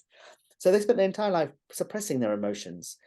How it's going to be hard for those people to just, obviously you figured out a way to do it, but it's going to be hard for those people to access those buried things, those demons. These are demons that we're bringing out. The demons of the apocalypse, the great revelation. So I wouldn't ask somebody to just get down and do 50 push-ups. I'd say maybe one or maybe half push-ups to begin with. What's the half push-up in terms of grieving? I have an emotional literacy exercise. It's available from the website, the YouTube you mentioned before, called Fortress Mental Health. And there's one of those videos on Fortress Mental Health. If they go through the list, there's only like 13 videos there. It's called Emotional Literacy Light. So you start with the easiest version of the easiest version, and you gently and organically start to permit your emotions to be in your body, to somatically experience the emotion. Once you grow, that will give that like 2 months. And once you've grown in confidence and you realize that your emotions will not destroy you, they won't wipe you away or cause you to be in bed for 3 days and not work and not look after your kids or whatever it is you're afraid of, then we can start gently and organically growing towards grieving for the bigger things, grieving for the things that we really, really lost. Only as quickly as the person doing it feels comfortable doing so. There are things I will ask people to do where I'm a drill instructor and I will scream at you and I'll be like, just fucking get it done right now. Use your aggression, use your killer instinct, use your tenacious resolve. This is not one of them because you can break yourself. There's a reason why people fear grieving. There's a reason why people fear emotion. You do not throw yourself into this work. It's dangerous and reckless. You mustn't. Go slowly, go gently, allow yourself to grow in strength and in skill of working with your emotions over time. It seems like people need a lot of time for something like this. And most people don't have the time. They're working, they've got kids, they've got just pets, they've got things that they need to do. No, this is simple avoidance. If it was a lovely blowjob or oral sex session, Yeah, they make the time. she would make the fucking time. You would make the time. No, it's difficult and frightening at first. 20 minutes a day is easily enough. The 20 minutes that you spend scrolling through Instagram, and I'm as guilty as anybody of that. I'm a dopamine addict. That could be spent on other things. We have the time. Yeah. We can't afford not to do this, because when we don't do this, we're not really living. We're half alive. Yeah. Is there anybody else you would recommend? Any other work? So I mentioned Pete Walker's The Tao Fully Feeling. That book has helped me. I really like Pete Walker. I kind of feel like he's a kindred spirit to the extent that, like, he's a man, but obviously he's kind of tuned into his emotions and he's tuned into his intuition, and he cares a lot about people suffering, and he's prepared to go where angels fear to tread, like childhood trauma is no picnic. So reading Pete Walker will help as much as to absorb the spirit of Pete Walker as anything else. People don't really need much more than the emotional literacy exercise and the willingness to grieve and to be humble. This includes recognizing that you can't beat your mum, you can't beat your dad, you can't win against narcissism. The only way forward is to transcend it. Don't be egocentric. Don't be like, no, I'll show you, mom. I'm going to fucking show blah, blah, blah. That's where all the anger and the rage comes from. There was nothing you could have done. You were a child. It's okay. I'm not in that place anymore. I was, but I'm not there anymore. So, but the same for people who are listening. I mean, you are not a white belt in any of this. You're absolutely not a white belt. You're not where you want to be, but it would be wrong to say that you're starting where some of the people who are watching this are starting from, because you're a very intuitive guy. You might not be that friendly with your emotions, but to be able to go inside and have an intuition when you're doing a reading for somebody is not dissimilar to being able to go inside and divining what you're feeling. It's this very similar process. You would advance through it faster than you think, like faster than most. I've started and stopped, but I've not been consistent. But you're right, it's an excuse. I'm glad you said what you said. It's an excuse. Yeah. I think it's, once you've realized that, like, it actually gets to be quite fun, because you learn about yourself, and you'll learn through the process of emotional literacy to forgive yourself. So much of what you do now, you'll be thinking, I'm just fucking crazy. I'm just broken. When you do the emotional literacy and you're like, why do I feel jealous about this? Where's this ugly, or some ugly emotion, like rage? Why the fuck am I raging out about this? Am I petty? Am I a child? Am I throwing a fucking temper tantrum? What kind of an asshole am I? And then you speak to the emotion and you're like, okay, you're moving me towards safety and you're taking me away from danger. How? Like, this is a mystery. I'm Sherlock Holmes here. Let me figure it out. You figure it out and you go, oh, fuck, that's what I'm doing. That's not crazy. That's not a crazy thing to be doing. Oh, I'm not broken. I'm not an asshole. I'm a human being overloaded with other people's karmic debts and trauma and cultural baggage and stuff. And they were so cruel and such fucking cretins. They barbarically shoved that onto me. As a child, nobody should have been able, you wouldn't have never been able to take it anyway. But you were a sensitive child. And nobody saw that.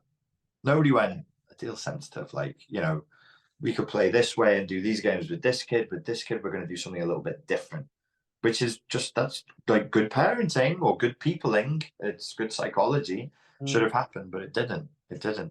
And so there were things that stressed you, and then there were things that traumatized you. The difference between a trauma and a stress is trauma breaks. So there's parts of you where the seams and the bolts have popped. Those are parts that we have to either adapt to or try to fix. Mm. I think I may have popped a few times growing up. I've popped another Oh seed. no, I've popped on multiple occasions. Wow. Okay, so this is I feel like I need to get on the, well, I've signed up to your matrix course, so Oh, cool. I'm going to do that. And then do you think I should do the fortress stuff first and then do the matrix? Get au fait, like 15 minutes a day, let's say. You're going to take out a piece of paper, you're going to listen to the emotional literacy light exercise, and you're just going to play with exploring what your emotions mean and what emotions you felt and what that could mean for you. Super light, super gentle. Draw something on a piece of paper. You can draw how your emotions make you feel, or you can do a mind map, or you can do what it says to do in the exercise and draw out the different elements of the emotions, whatever you want. As long as you're sat there thinking about your emotions and trying to identify them whilst you're drawing, I would be happy. Okay, I'll do that. So coming back to the question I asked before then, what other tactics can we use to try to, is there anything else? Oh, is that the main thing that you're saying we need to? Yeah, I mean, if I give you like 5 other different tactics, it just becomes content that people aren't going to do because they couldn't do the first thing. Do you know what I mean? Right. Okay, So like, I do get that. Like sometimes people go, "What's the course for this?" And I go, "There's the course." And I go, "You got anything else?" And I'm like, "Nah, that's the one. You got to do that." Some of the things are optional, but most of the things I do, they're fairly essential. These are like the basic things. And listen, like it's fairly orthodox stuff. Like if you go to a psychotherapist or a counselor who's qualified in psychotherapy and counseling, which I'm not, and you say, this is what this weird guy on YouTube is trying to get me to do, 9 times out of 10, they'll be like, yeah, you should do that. You should absolutely be doing that. It's not like fringe or weird or rebellious, like some breakaways. And no, it's pretty, that's why psychotherapists say to their clients, how does that make you feel? Because the client intellectualizes and says, I think. And they go, no. How do you feel? What's your feeling about this? What's the emotion doing? It's not rational. Our problems are not rational. And so our solutions cannot be rational. Our problems are emotional and somatic. So our solutions should be emotional and somatic. Mm-hmm. There's just different approaches, isn't there? I mean, I've done counseling a few times, and I find that they're sitting and talking about rehashing the past. I've got to the point where I get pissed off now. If I haven't seen a therapist or a counselor in a while now. The last time I went, I was like, I'm not doing this again. I really don't feel like talking to you about this anymore. I'm sick and tired of talking about this. I've seen this. I've analyzed this myself.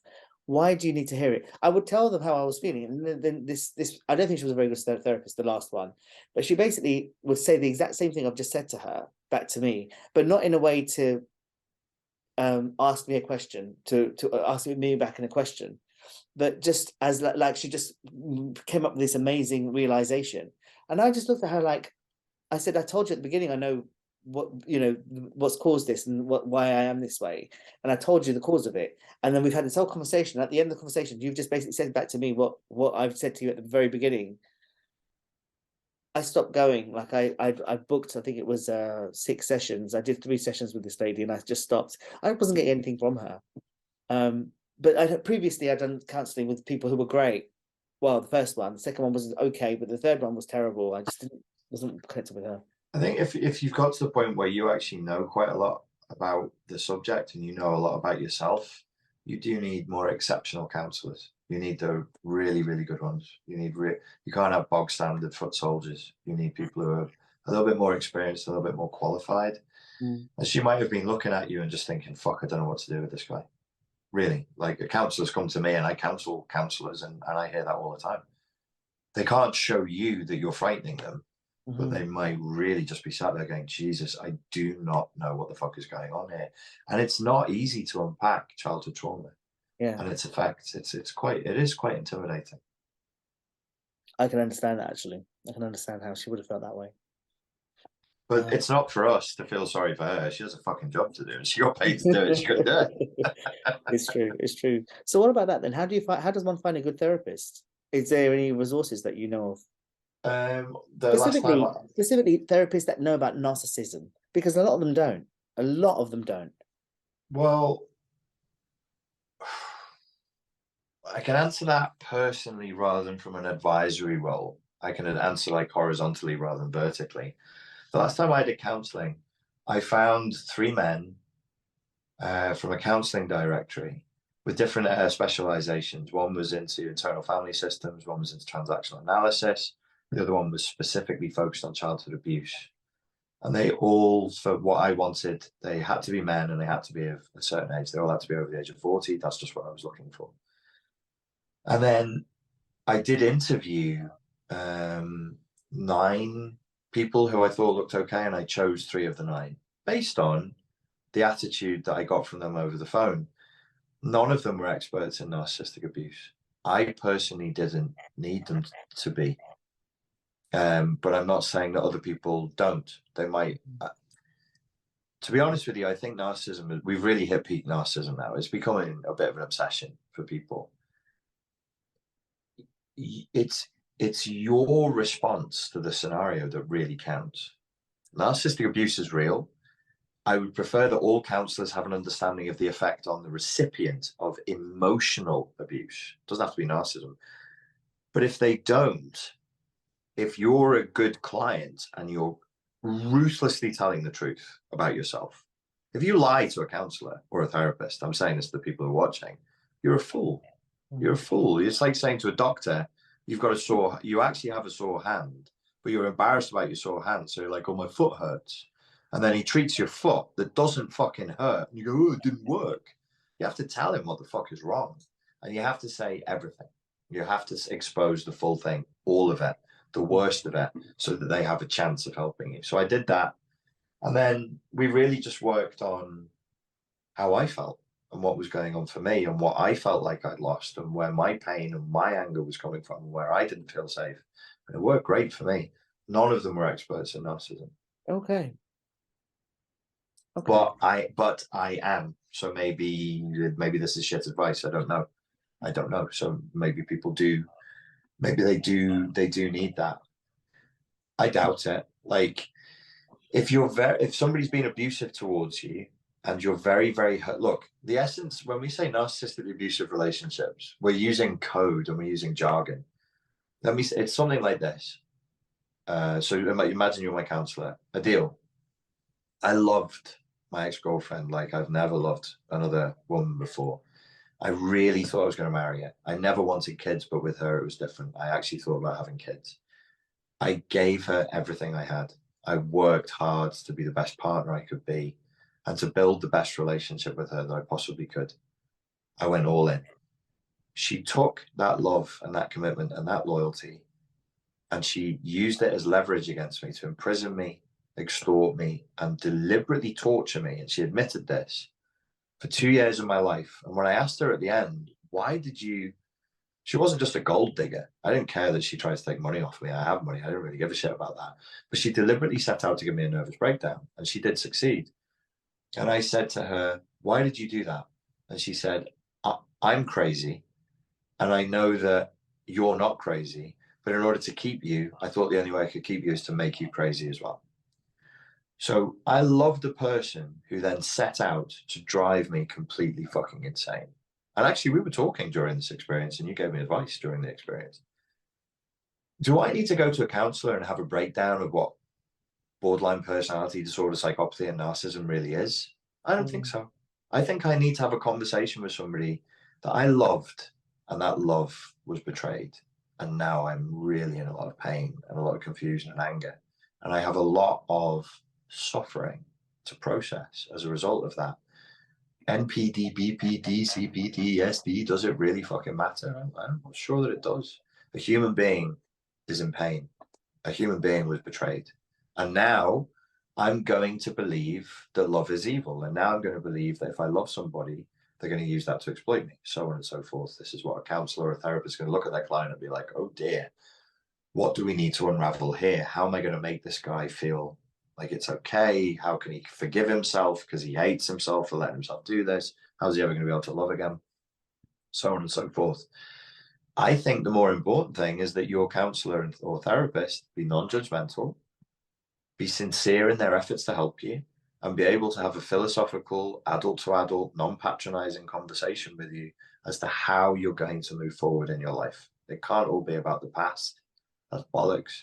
It has to be about how do we move forward. Yes, Adlerian psychology. Yes. So the reason why I said that is because I was coming from a perspective of when I explained to the therapist what's happened with my family, with my parents, with my mum, the way that she behaves. My parents' behaviors could be misinterpreted based upon the good intentions of the therapist.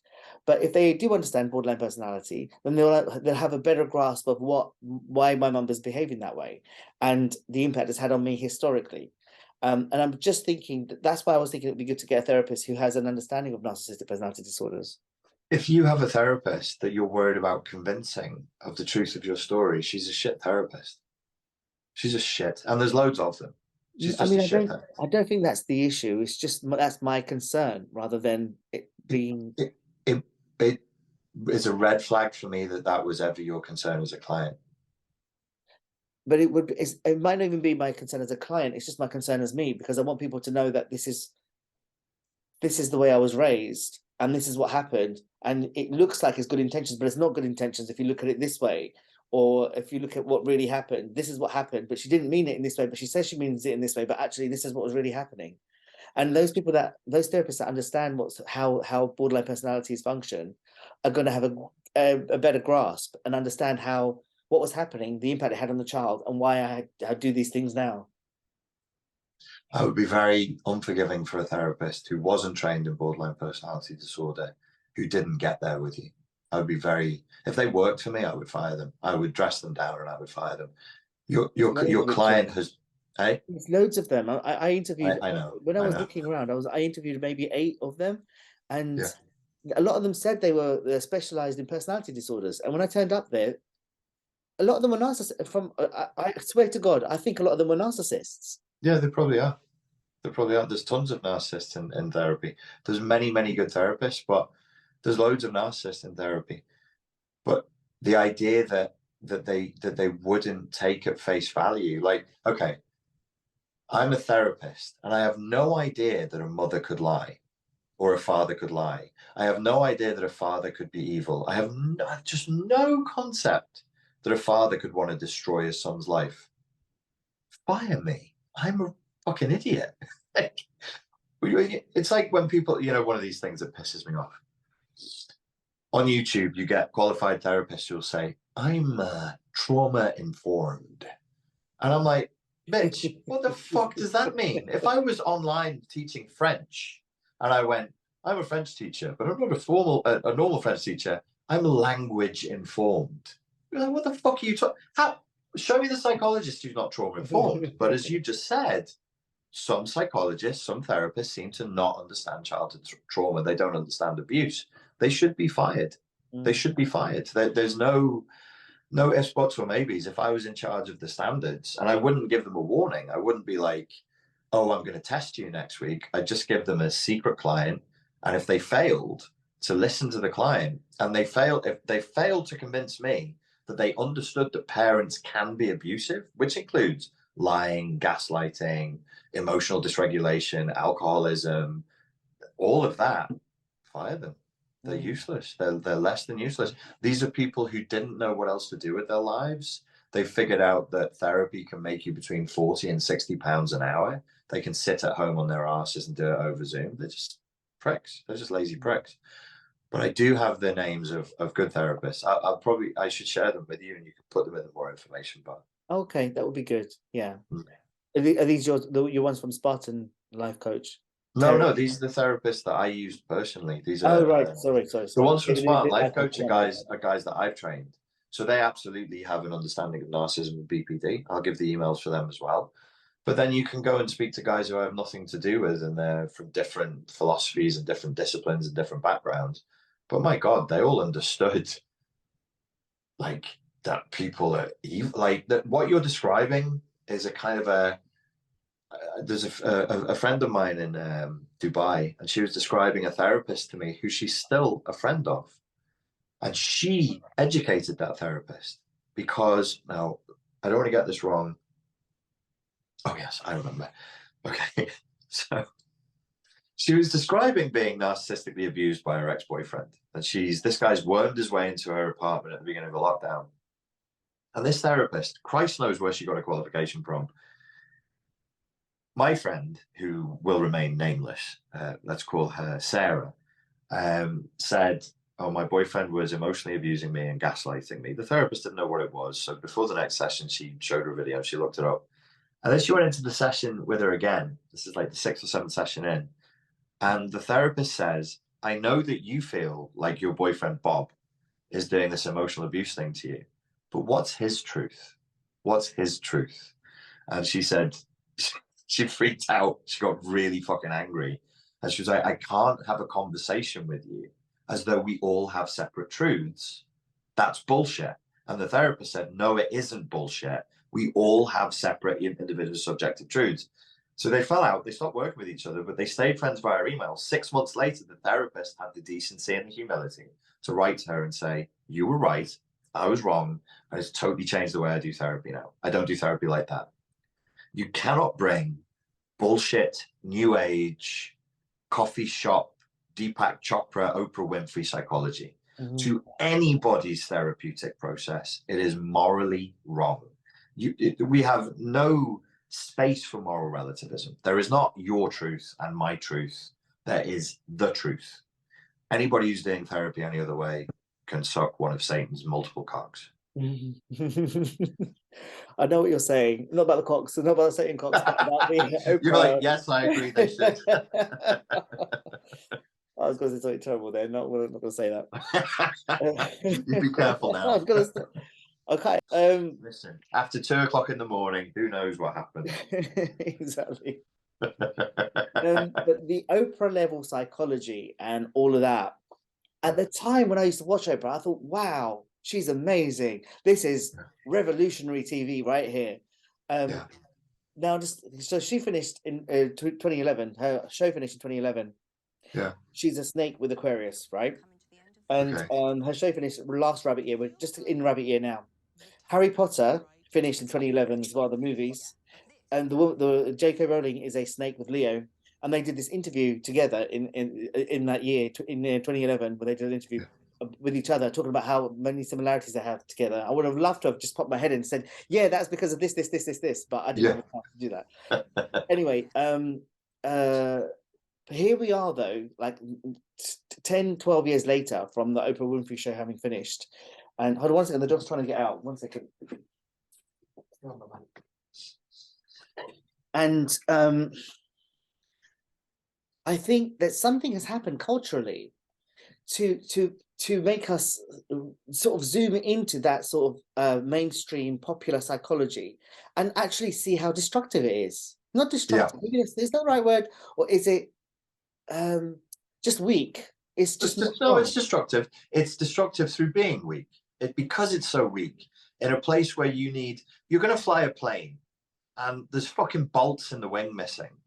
It's no joke, man. There's like 300 people on the plane who might die. And some fucking hippie goes in there and rubs some patchouli oil on the bolts and then whispers a magic prayer and goes, you're fine. And everybody dies. That's a really serious consequence. So it is weak and therefore it is destructive. You actually needed a mechanic, a dickhead like me, to be like, no, you're fucking lying to yourself.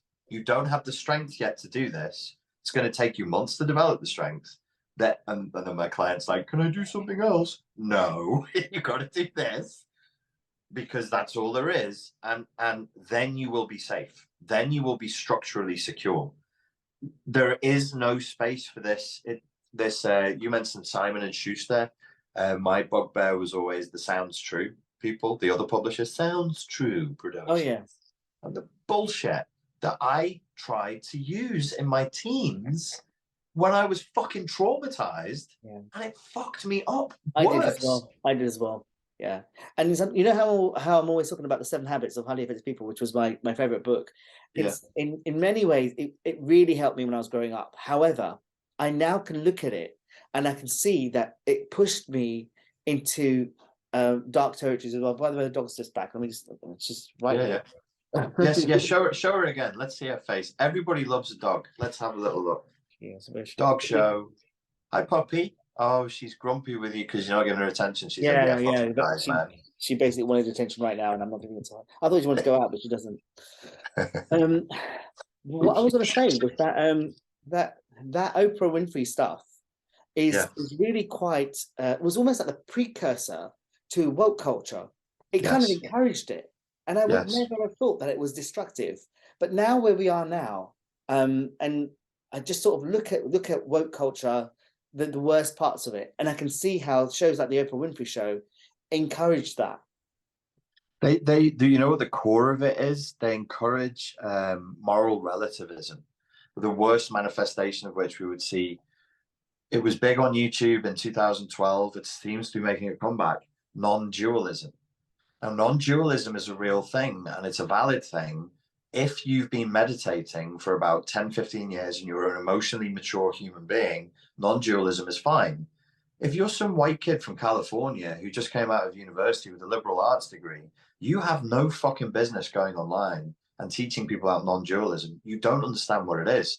So you can take a really good concept like, let's say, for example, non-dualism and moral relativism. Even Nietzschean philosophy, I love Nietzsche, would be, listen, Adeel has his truth and Richard has his truth. Yes, at a certain level, that is not true, but real. It's not true, but it is real, philosophically speaking. Of multiple realities, yes. Boys and girls, you're not there yet. You're trying to figure out what happened to you in a situation where you've been abused. You've received a moral injury. You have a moral problem. So now we're going to apply moral relativism? No. You will absolutely go, you'll either go crazy or it'll just make no therapeutic process whatsoever. More gaslighting, isn't it? Yeah. Okay.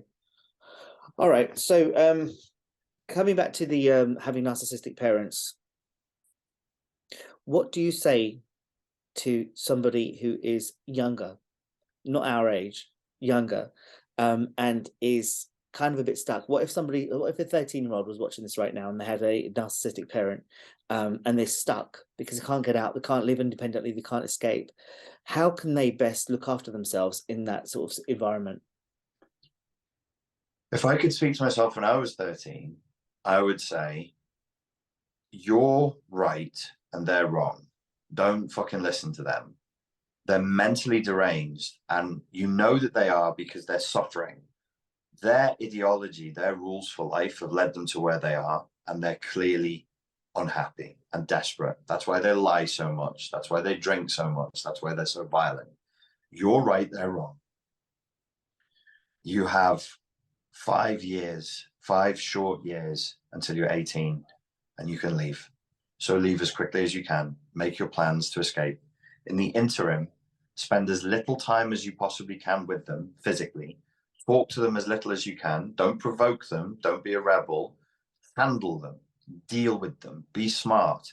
You're a smart 13-year-old. You're smarter than they are. Give them what they want and convince them to leave you the fuck alone for 5 years until you can escape. When you can escape, escape. Don't look back. That's really good. That was really good. Thanks. Yeah.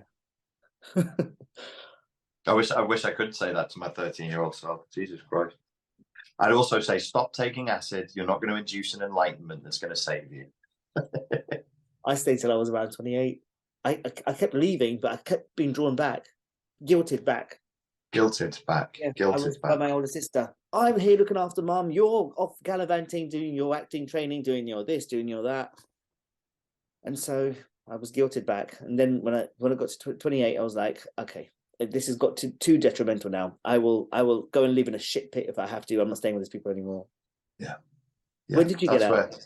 That's where you healthily despaired and you healthily lost hope. You just said, there's no hope here. There's no salvation here.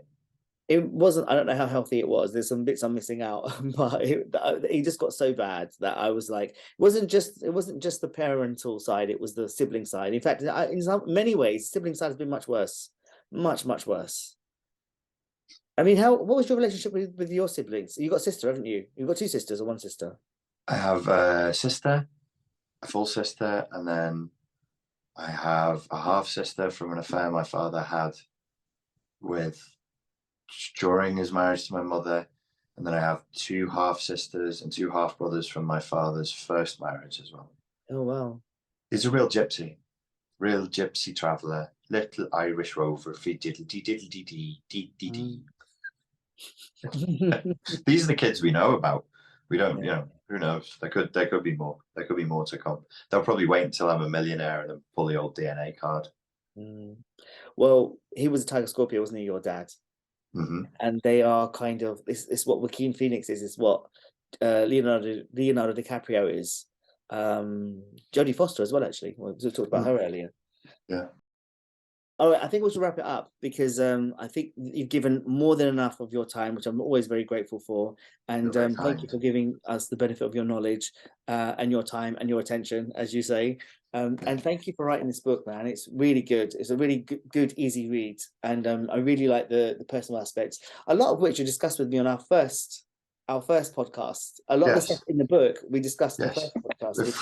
It finally made it into the book. But yeah, these stories, you heard them before anybody else did in the public space. You know, all my followers, when I mention you, they really, really like you. You should do more YouTube videos. I think they would follow you. They would really appreciate them. I'm trying to, but the problem I had is I did an interview with some people, I won't mention their names, and that got me banned for 3 months. And within that time, they went back through my history and got me banned again for another 3 months. So my ban only ended on the 8th of November. Oh wow! So Jesus, I didn't know that. Yeah, that's why I mean, anytime I get some headway, something like that happens. So I just it's our contact interference that shows what a powerful a force you could be for good in the world. That's why the Archons target you. Do you think? Yes. I never thought of it like that. I just thought, oh well, whatever. Because I also don't have a need to be like, I don't have a need to be seen particularly. No. Well, that's why we should force you to be seen, because you're not like a psychopathic leader or a fame come hungry slut. You just want to talk about what you like, which is why you have to be forced at gunpoint to do more, because that means you're a genuine force for good. I will do more. I'm kind of playing their game at the moment and not interviewing certain people. Yeah. All right. We all have to talk in code now, don't we? Yeah. Anyway, thank you so much. Where can we find you? Behind the couch. Really. Richard Grannon on Spartan Life Coach. I mean, your channel's just grown exponentially, so I mean, it's not hard to find you, really, is it? Yeah, put Richard Grannon into YouTube. If you want to know more of like my personal opinion on things, you can find me on Instagram under Richard Grannon. A little bit less politically correct on YouTube, just like Adeel has to be. I'm now very careful because I also was threatened with being banned twice during the lockdown times. Yeah, thank you so much. It's always a pleasure. And I will see you next time on the Zakariya Adeel podcast. See you next time. Bye-bye.